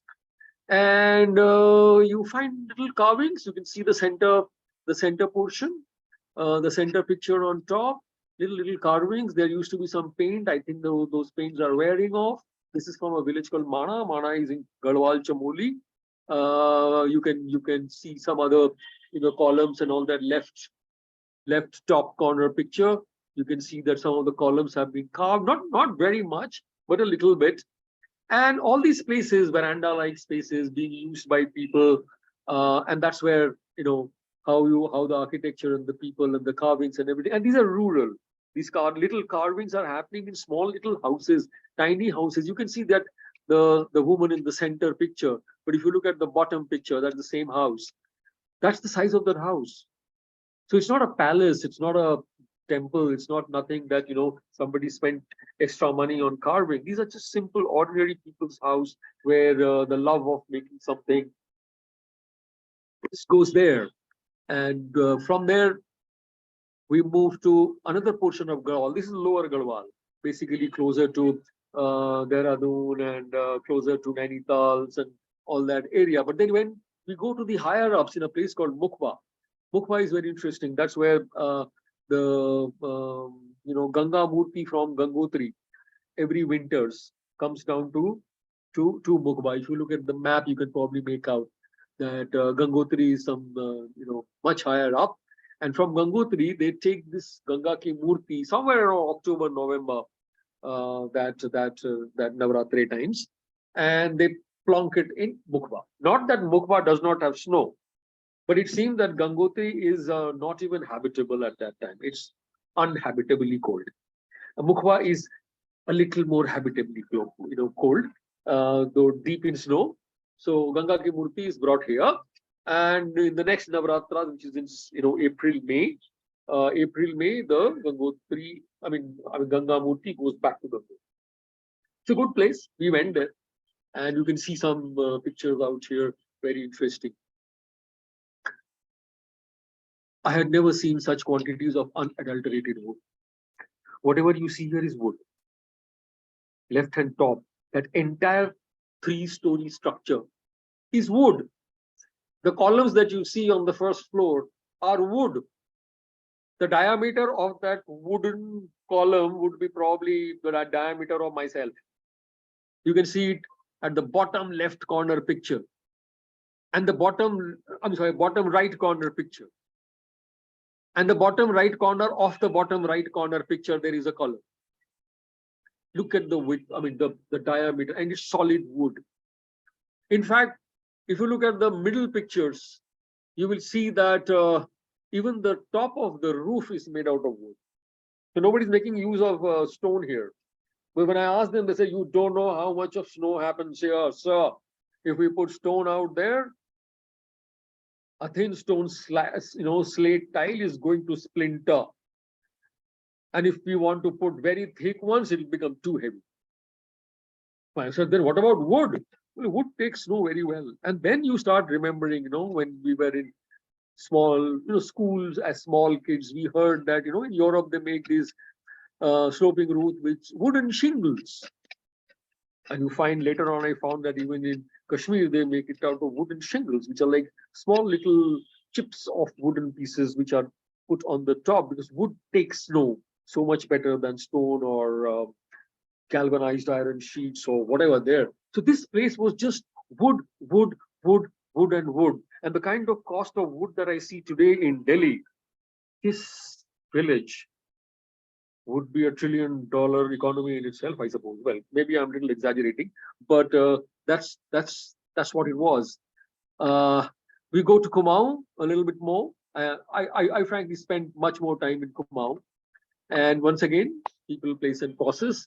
You can see some buildings, just, there's like series of houses, one after the other, and you might be able to make some, these are very small pictures. I didn't want to really, enlarge and give you too many slides. I put them into it's just like an album. You can see, you probably are able to make out that there are the wooden windows and the doors are stupendously carved, beautifully carved, mind-blowing woodwork. And these are again villages, right? The bottom two pictures, you can see some of my students are busy documenting them, making sketches and making drawings. And in the center panel, you can probably read a new word that has come in called non-windows. To be honest, these are not windows. And yet they are windows, in the sense that they are windows because they come next to the doors, as you can see on the right-hand side middle picture. There are these small little windows. Not all of them are openable. In fact, there are some windows which just don't open, and yet they are furiously carved. I've never been able to make out. All that I can understand is that if you didn't make that window, the elevation would have lost its rhythm. Coming from a villager. And it's absolutely stunning. So there are some non-windows, heavily carved, but they don't open, they have no holes, they have no openings, but they're still there. A sense of a cultural aesthetics which sort of goes on. Lots of wood again.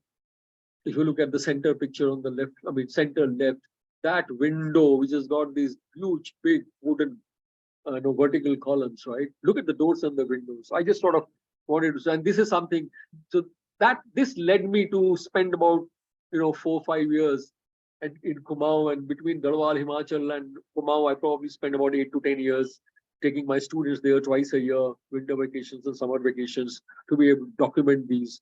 And it was fantastic an experience, right? So certain observations which I would like to share with you guys.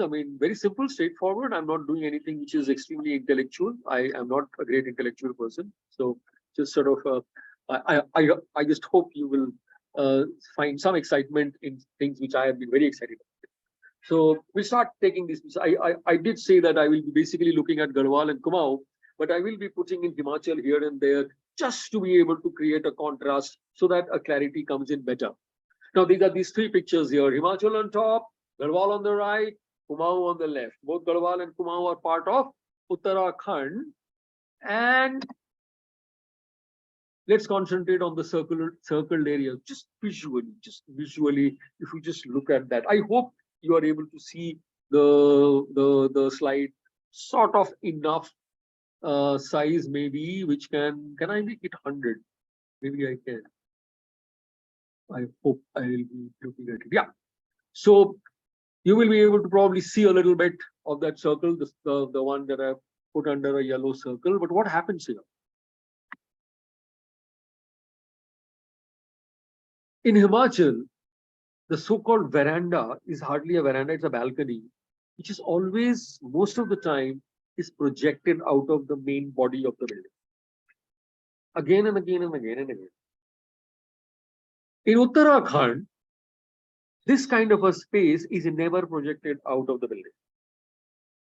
It's always contained within the overall mass of the building, recessed, right? It's not an attached thing, it's a contained thing. So you can see it on the two pictures below. And these are not special or unique buildings. They are usual stock buildings. One in Kumaon on the left-hand side, one on Garhwal on the right-hand side, both from Uttarakhand versus the one in Himachal. And if I go back again, you will excuse me, because you will say, why am I going back? But when I was showing you the glimpses of Himachal, you saw that. All the pictures out here in different ways, some part of the floor was certainly projected out, right? And in Uttarakhand, you are not finding that happening at all. So that's something which was interesting to find out, right? In the same way, we're just looking at roofs and the textures of the roofs. I've shown which is Himachal. Himachal is primarily in the middle, but I've also put one small little Himachal on the left corner just to show the quality of the workmanship of the tiles. But otherwise, the left-hand panel, the top and the bottom pictures are basically from Kumaon, and everything on the right-hand side is Garhwal, except for the fact that the uppermost picture is that very high level, high altitude where they are not even using stone. Now, Himachal slate is a good quality slate. So they are able to cut out or split out, whichever way you may say, they are able to cut out well-dressed, shaped, rectangular, perfect rectangular, thin slats of slate, which they therefore can use on their rooftops. And therefore, the finish comes very neat. And that's the reason why I put that left top photograph, which is actually from Nagar, where even on a kind of a circular plan, they have been able to put rectangular tiles. And they have been able to do it extremely neatly because the quality of the stone, slate stone there is absolutely amazing. When you come to Kumaon, which is the left-hand side pictures down below, you find that the stone quality has gone down a little bit. So if you put thinner tiles, then they do not keep their shape, bottom left.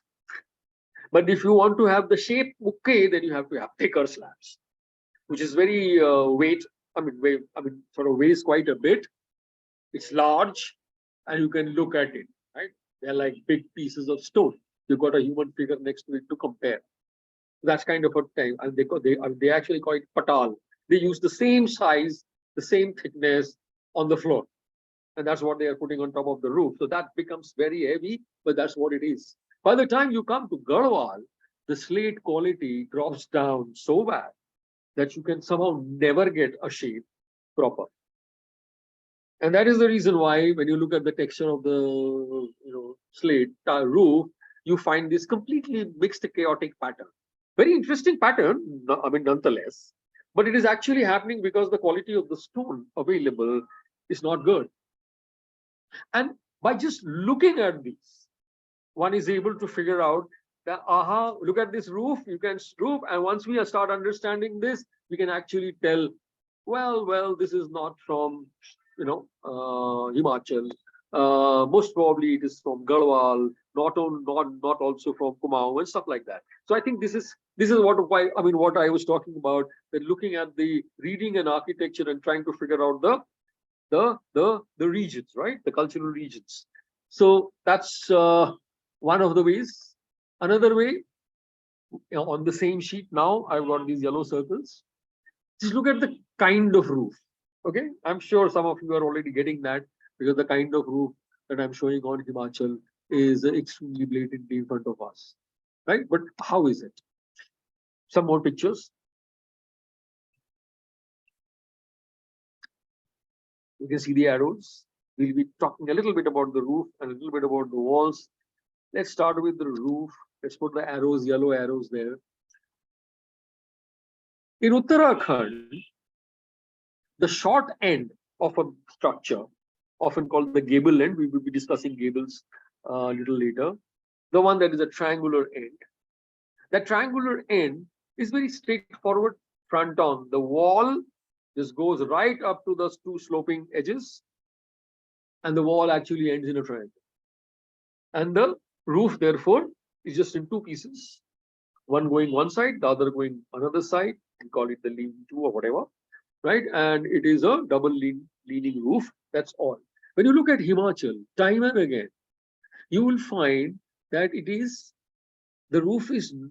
main roof is on the two sides, but on the third and the fourth side, there is a small bit of a roof which goes, thereby making the triangular portion almost like a ventilator, very separately on top. And this is something which will happen in Himachal time and again and again and again. Yeah, one thing that their slate tiles are very good, but this is a very clear cut. The gable end is not a continuous wall from the base right up to the conical or the triangular tip, but it gets cut in between by a small strip of roof, not very large. You can see it in the picture, very small roof, but a little roof. And this probably happens because, if you remember what I said, that most of Himachal houses have a projection. So they project out of the building. And because they project out of the building on all the four sides, so therefore the two shorter ends also have to have a roof. And in the process, they come up with a roof form which is like this. On the other hand, not taking Himachal, the walls are very varied. But if you just look at the Kumaon two circles I have put in, and if you look at the frontage of the house, there is a certain pattern that you will find. Garhwal, where seems to be a kind of a, verandas and all that are in the middle. While it's like, just imagine the what should I say? The plan almost looks like a U-shaped plan or a C-shaped plan, right? Kumaon, on the other hand, continuously has this, something like the piano keyboard or a harmonium keyboard, with the whites and the blacks and the whites and the blacks and the whites and the blacks. And we will take this a little further, and you will see that this is something actually quite interesting. So if we take this on further, just remember the two larger yellow circles now, Garhwal on the right, Kumaon on the left. And we will move from here a bit more. Further deductions that we have. We will now take Garhwal and Kumaon always together. But we will go there one by one. Let's start with Kumaon. So glimpses from rural Kumaon. Just glimpses again. Remember, just like that album. Just look at the pictures now. Once again, many of these pictures you have already seen before in an earlier slide, but not in the same arrangement. Just look at the slides.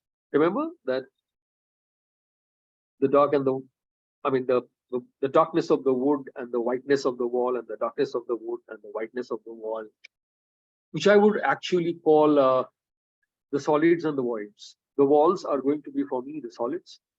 The darker places, which are the windows, the woodwork area, which I'm calling the voids, because it's through that you can allow people in, out, you can allow air in, out, you can allow flies to come in, out. So that's why they are voids. while the walls, which are like white, they're solid. They're the solids which are there, and that's how the form the solids and the voids. So we were doing some exercises. These are my drawings, very quick drawings. I just grayed out the plan because we are not discussing the plan. But you just look at the elevation. A very simple rhythmic pattern. You have a wall, I mean solid, strip of solid, then you have a void, then you have a solid, then you have a void, and so on. And how do they expand their houses? One way of expanding their houses is that you keep the voids same and you increase the solids. Yeah. So you can see the picture, I mean, the drawings, if you look at the top three drawings. Typology, the primary typology, where all the things are same. In the typology S1, you find that the corner two walls have increased and two small windows coming. In the typology derivative S2, you find that the corner ones didn't exist, the in-between ones expanded, and you got the small little windows. As I told you, some of those windows are not even openable. So how do they look if we want to make it a little larger? This is how it is. And the reason why, because the darkness of the windows, including the color of the woods, which are like brown or blue or green, never black though, while the walls are generally painted white, off-white, broken white, and that contrast is visible. Very, very, very simple. Of course, they don't always have to expand only the walls when they are expanding the plan of the building. Here you can see that they're expanding the windows. So the first primary typology is like a single opening window. By the time you get to the typology derivative V1 or void 1, you see two windows. By the time it is V2, you got three windows. Let's enlarge it a bit, I guess, and we'll be able to see that in a better way. This is what happens. And again, if those doors and windows are darkened, you still have that alternate. But now the proportions vary. But that's fine. Proportions vary does not mean that the system or the rhythm or the logic of alternating the solids and the voids, they didn't exist. They do. Right? So I think that is what we have to trap. Okay, let's go to Garhwal. Again, glimpses of Garhwal, and you can now see the facade. You don't see that alternate, right? The alternate solids and the alternate voids and the alternate solids. And now you can see that there are many, many pictures, and they're all from different villages. So it's basically something which has happened enough number of times, and that's why we're talking about it. So you put them together, ignore the plans, and you will be able to see what you can see here. So if you have 2 or 3 openings, then you move when you have 4 or 5 or 6 openings. Sometimes the staircase is bang on, vertically climbing up, sometimes it is on the side. But primarily, if I enlarge just this, move, yeah. And I darken the areas which are the voids. You'll probably get a void scene like that, which is very different from what you saw in the Kumaon area, right? And to be very frank, the bottom one is, the solid parts in between also look rather as an excuse, because it was just that you need the staircase. If you just ignore the staircase, it looks like this. 2 flanking solid walls and a lot of void in between, right? Doesn't matter if the void is like this or the void you can read like this. So when I actually try and compare Kumaon and Garhwal,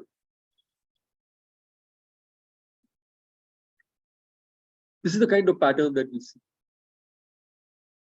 If I ignore the steps, this is how it shows. Very distinct. Very distinct.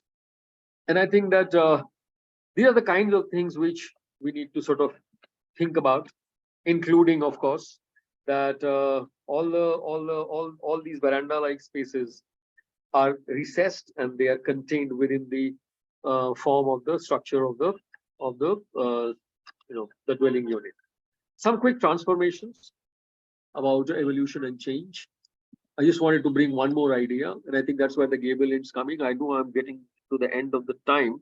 Just started late, got into a lot of other problems. As a sloping roof, there is something called a gable end and there is something called the eave side. So I'm just put a diagram at the bottom. You can see the eave is the longer side, the gable is generally the shorter side. And there can be entrances either from the eaves wall or there can be entrances on the gable wall. Simple. There is no big deal thought about it. You might be saying that, why am I talking about it? But I think that's what happens. Very clearly, the houses that you see have a clear distinction. The ones that you see on the left-hand side, the top two pictures, give us the feeling that, yeah, I mean, they look rather Indian, no issues. But the ones that you start seeing on the right, some of us might feel that there seems to be a little bit of a, is it really Indian?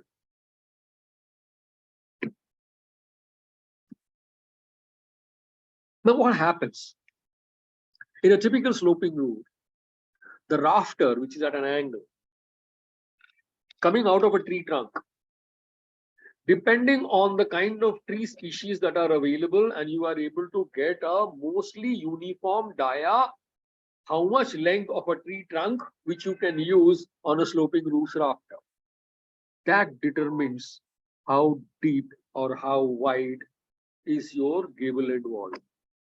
So that dimension is sort of limited. And the only way you can enlarge the house to have more space is increasing the length of the eaves. That's the only way you can add. Now, in a hilly terrain, where people are actually carving out terraces,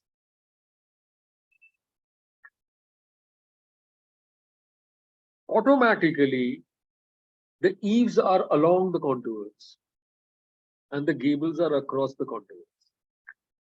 And therefore, the frontage of the house is most often, like you see on the left side pictures, is primarily looking at the early morning sun, and it is along the contours.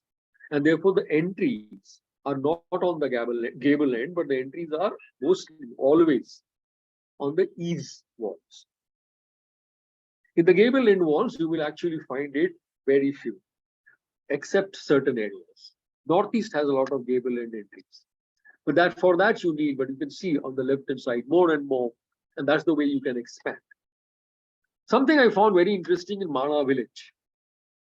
Mana is the last village before we hit the Tibetan border, Tibetan-China border. And the bottom two pictures on the right, the top of the bottom two pictures is a colonial British time check post. I just put the signage which is there in the center of that house on the railing. I just made a little inset. It's called the Mana check post. So when people moved into Tibet, when they moved towards Tibet, at this check post, they would get themselves registered before they moved into Tibet. And a villager has imitated that building, and you can see the bottom picture where he's made his house, but it is on a flat plain. I mean, it's in the hill areas, it's in Mana, but it has got a more of a flat land like a valley. It's where you can actually go deeper. So you have a frontage which is small, and you have a deeper size of the building, which does not happen in a very, very sloping terrain. And that's why in most of these areas, in Himachal and Uttarakhand, you generally will not find traditionally, historically, a gable-ended house. The moment you get a gable-ended house, you might actually declare that it has probably been a borrowed aesthetics. And you can see that borrowed aesthetics. The colonial porch and the native veranda coming together, and many kinds of amalgamations and mix and matches that have happened. One can go on and on talking and explaining about these things, but I'm sure we can move out a little bit. And I actually started looking at this because when I went to this Mukhwa village and I saw this left-hand side picture, that solid wooden building, and it didn't look very Indian. Probably because at that time I didn't understand at that time, but later on I understood about this gable end. And then when I wanted to find out there what kind of building, and these are the only two buildings. If you look at the map plan on top, these are the only two buildings. You can see the arrow going. Only two buildings which are completely different from the rest of the buildings.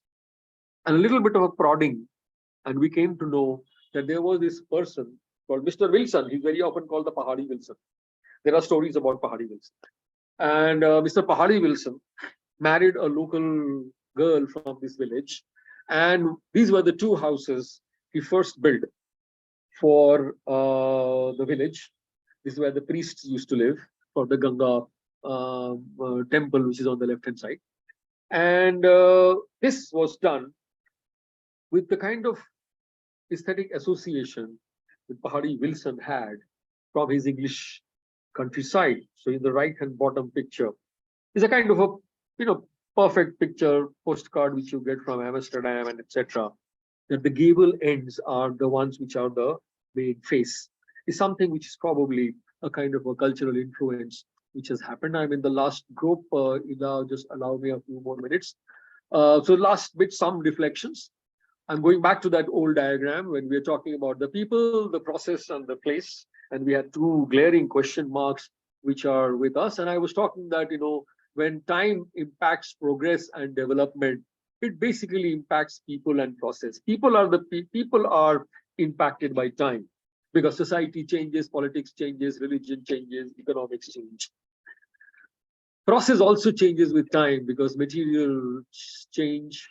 From natural materials, we have come down to artificial materials, technology changes, and lots of availabilities. And the relationship between the people and the global and the natural and the artificial, which is the process and the place, is something that we are always very concerned about.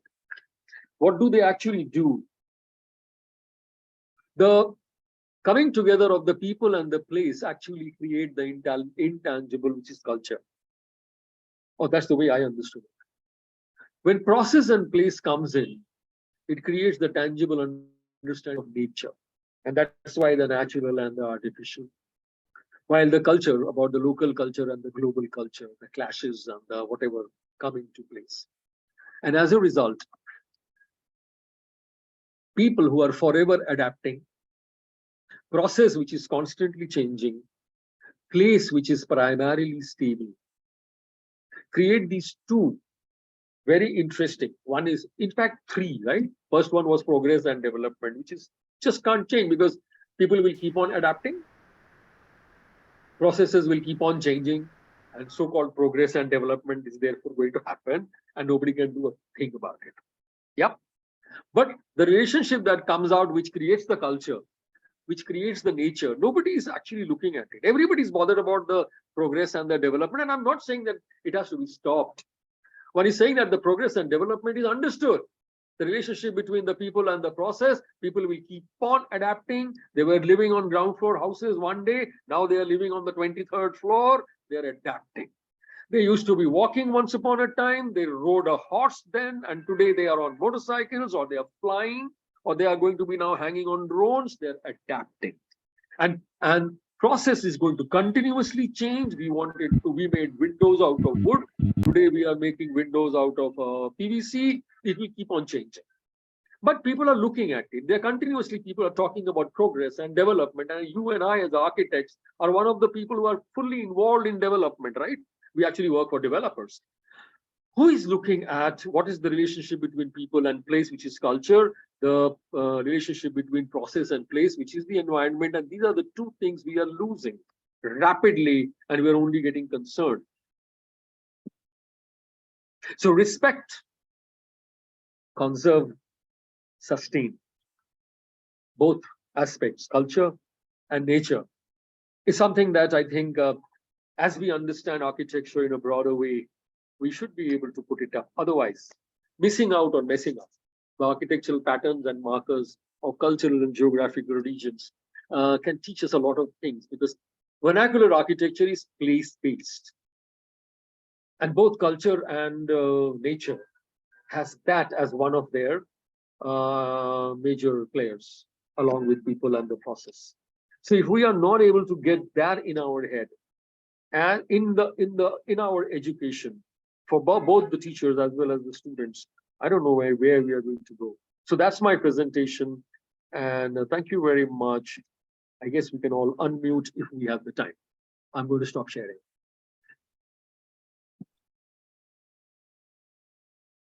Thank you so much, sir, for a wonderful presentation.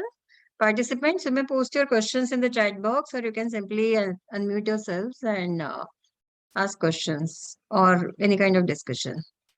So I'm sorry, I had done my timings okay, but unfortunately, I think because we started late and a little bit, so these 20-25 minutes, which I thought I will keep at the end, has now become zero. No, it's So, okay, sir. I think it's a few minutes here and there is fine. Yeah, I think we have a question. Meenu, you can.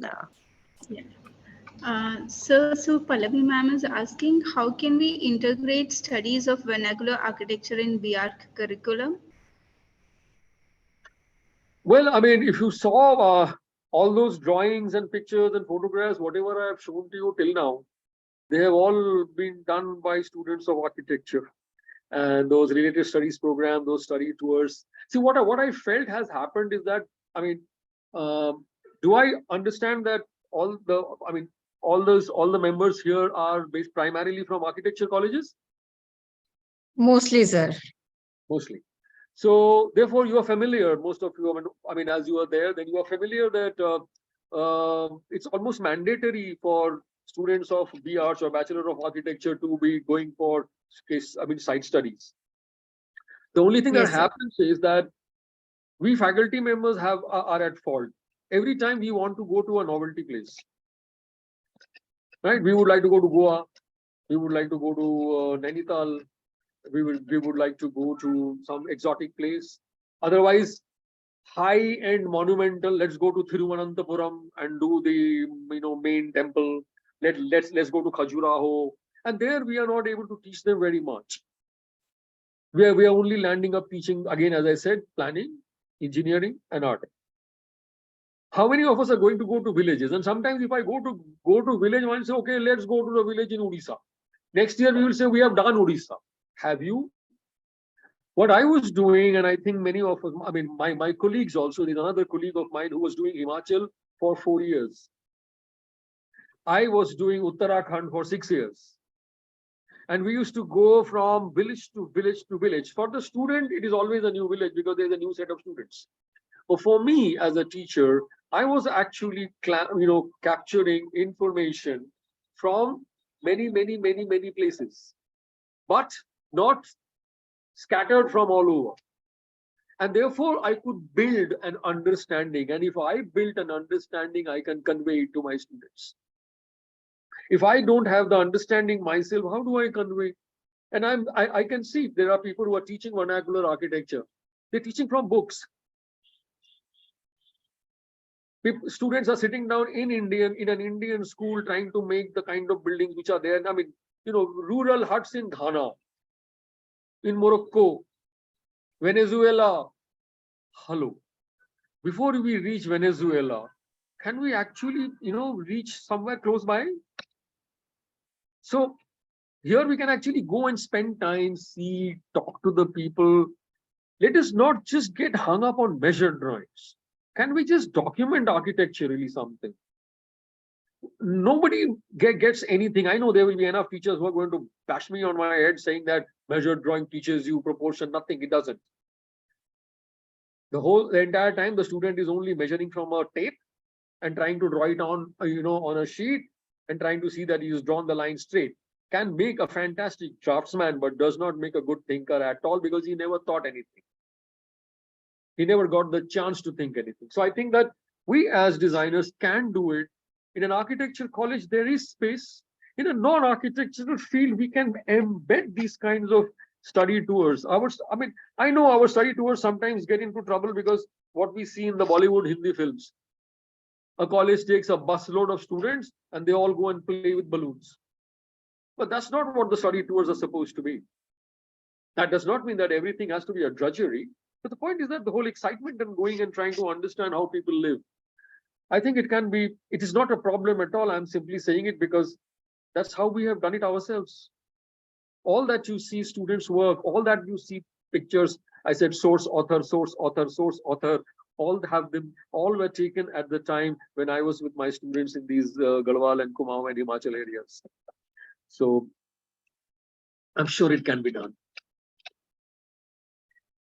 Sorry, sir. So we have a few more questions.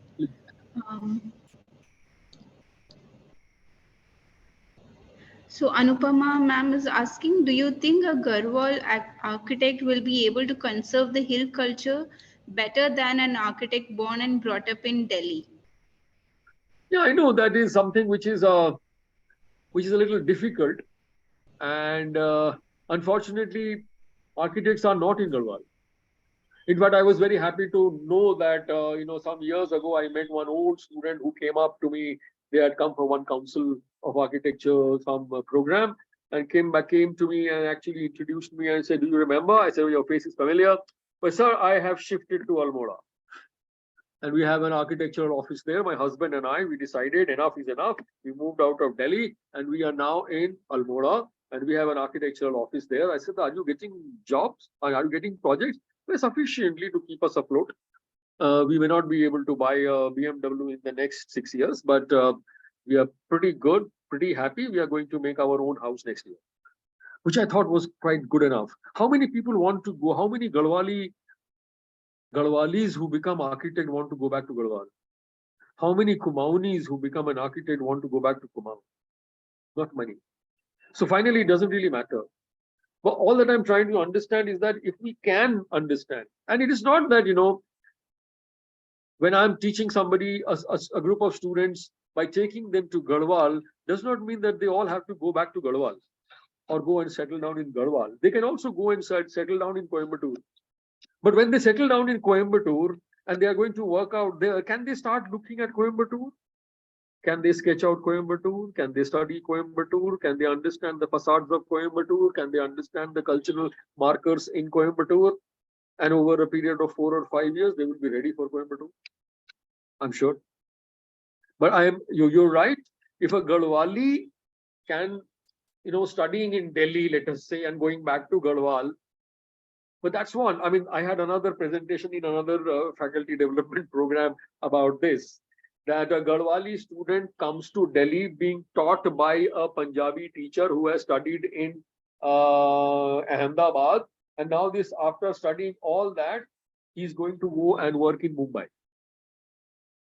But that's the truth today. But within that truth, is there a possibility that rather than ignoring things, we are able to become a little more sensitive? I mean, if I shift to US now, will I keep making Indian houses in USA? But in the beginning, I may not know what USA houses are. But if I want to go and practice there, can I start learning about what an American house would be? Now, US is a big, large place. Maybe Chicago. But I can't simply say, okay, this is how people make houses in Delhi. I'm coming from Delhi. So shut up, Chicago. I'm going to make a Delhi wala house for you. We're not going to do that, right? But how do we know what to make? I guess we just get involved. So I think that's the only way we might be able to handle things. Yep. Yeah.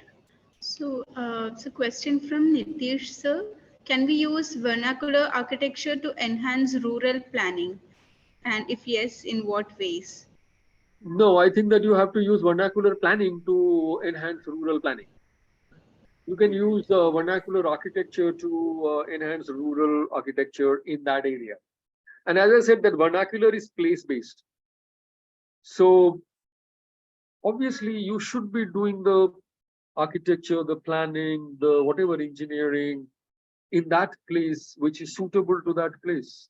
In fact, the biggest problem that because I was working in the hills, so I'm using the hills as a base, as a context, but that is not necessary. If you worked in a desert, you could have used desert. So in the hills, I'm actually finding that one of the biggest problems is that because we have stopped allowing them to use the materials locally available, they are actually getting bricks from the plains up into the hills because they are not allowed to quarry stone anymore. Their own mistris and the masons are not very clear about how to make RCC roofs. And I think the bad quality masons from the plains are going up in the hills because the good quality masons in the plains get enough job in the plains that they don't have to ship home. It's the bad quality masons who don't get enough job in their own home and they find an opportunity up in the hills because the locals there can't build RCC roof. They go there and make bad quality roofs and bad quality walls.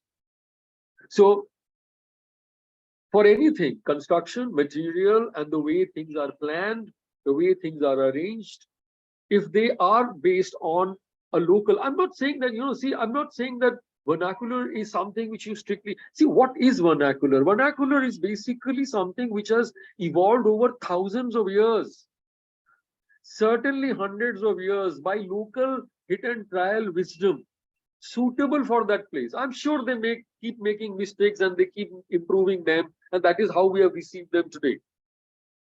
Now, if I don't take that as my starting point,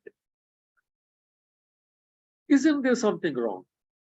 Thousands of years of experience, okay, collective community experience, coming and making certain things. That's the way they deal with the contours. That's the way they deal with the sun movement. That's the way they deal with the rainwater. That's the way they deal with cascading, waters bringing down at times muck and stone pieces. They have all worked that out. I mean, earthquake, they have worked that out by hit and try. And they have reached wherever they have reached today in the beginning of the 21st century. If we understand that and we use that as a base, as a springboard to go further, we're not supposed to photocopy that, because then I'll be staying behind the time, right? I can build on it. But before I build on it, I should know what it is. So vernacular architecture, or the local architectural format, or the vernacular town planning, or the village planning, all that should automatically become our base for any particular place, for that particular place. And then we sort of move from there. That's just simply logical, right? I mean, that's what I understand at least. So that's it, Nitish. Yep.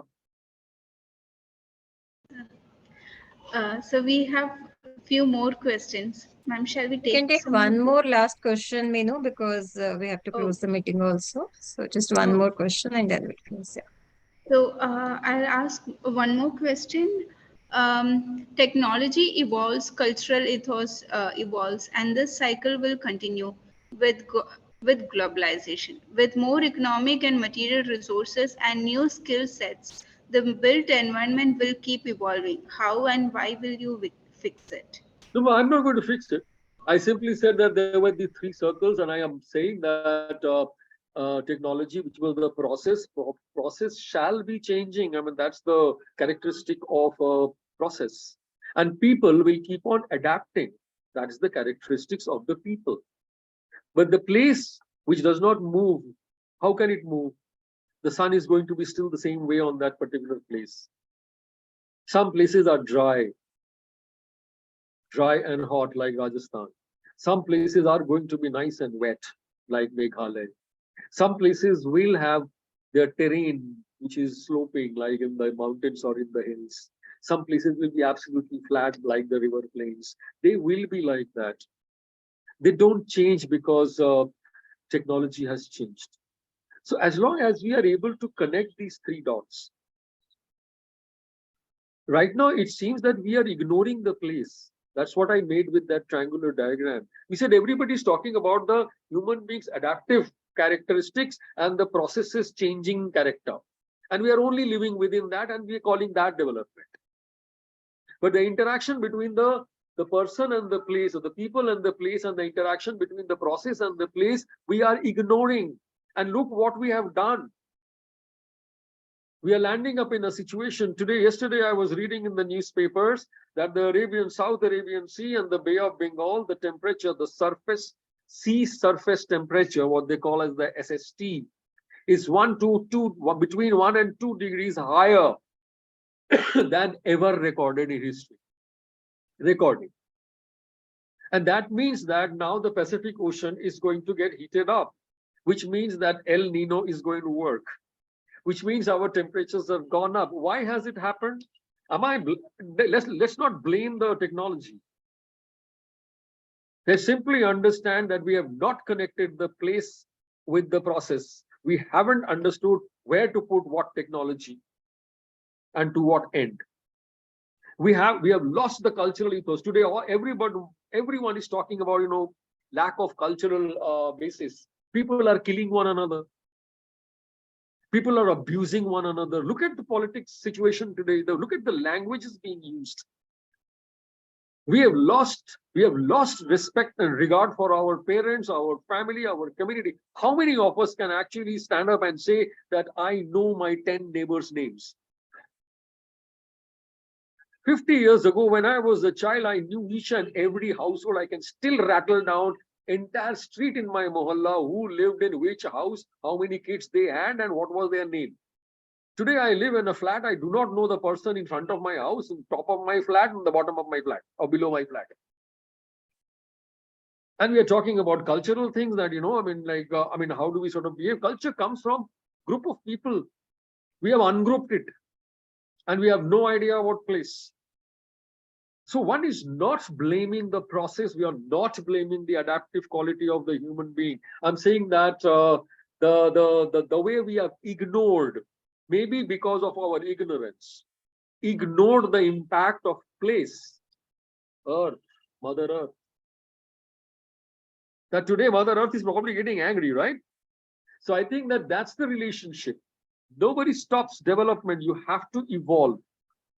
But evolve to what end? And are we considering all the 3 points, or we are happy with only 2? So I'm just bringing in the third one, which is the place. And I think everybody's talking about that nowadays, the geo, including the politics. Now they're saying geopolitics. So this whole idea about the geo, and you and me as architects who were born with, the idea of geometry and geography and geology, we are ignoring the geos. How many hours are spent in a BArch course in understanding geo? 2 things, the sky and the land. That is what fixes the geo. The climate and the terrain. Terrain includes land and water. Climate is all your sun, moon, and winter and rainfall and all that. How much time compared with the time that we spend on building construction, structures, acoustics, all the science, technology, science. I mean, process. The second most is people, sociology, economics, law. That's the second number of lot of hours. And when you look at the place, you probably in a 5 years course don't even give it 50 hours. And look at the repercussions. So I'm simply saying that can we balance out? So that's it, I guess, Ila. I know you have run out of time royally. It's okay, sir, but it was a wonderful session. We all enjoyed your presentation as well as your question answer session. It was great. As shared by many participants in the chat box, it looks like everybody really liked your presentation. Thank you so much for sparing your time, sir. We're really grateful. Thank you. I would like to remind the participants that the link for the quiz is shared in the chat box. So kindly start filling the quiz. Thanks again, sir. Yeah, thank you. Maksud? It will be also great if one can get some copies of the questions and anything else that you can send to me regarding whatever this session was, so that I can also understand what kind of questions came up and what kind of and if you have a quiz related to this, I do not know if that is true or not. What kind of responses? It will just help me to understand my presentation better. Yeah. We are preparing a detailed report, sir. We'll definitely share the report with you. Thank you very much. And anybody else, anybody who ever wants to connect with me on any questions and all that, you are most welcome. I'm sure the organizers have my contacts. You can take them from there. Thank you very much. Have a great evening. Thank you so much, sir. Thank you, sir.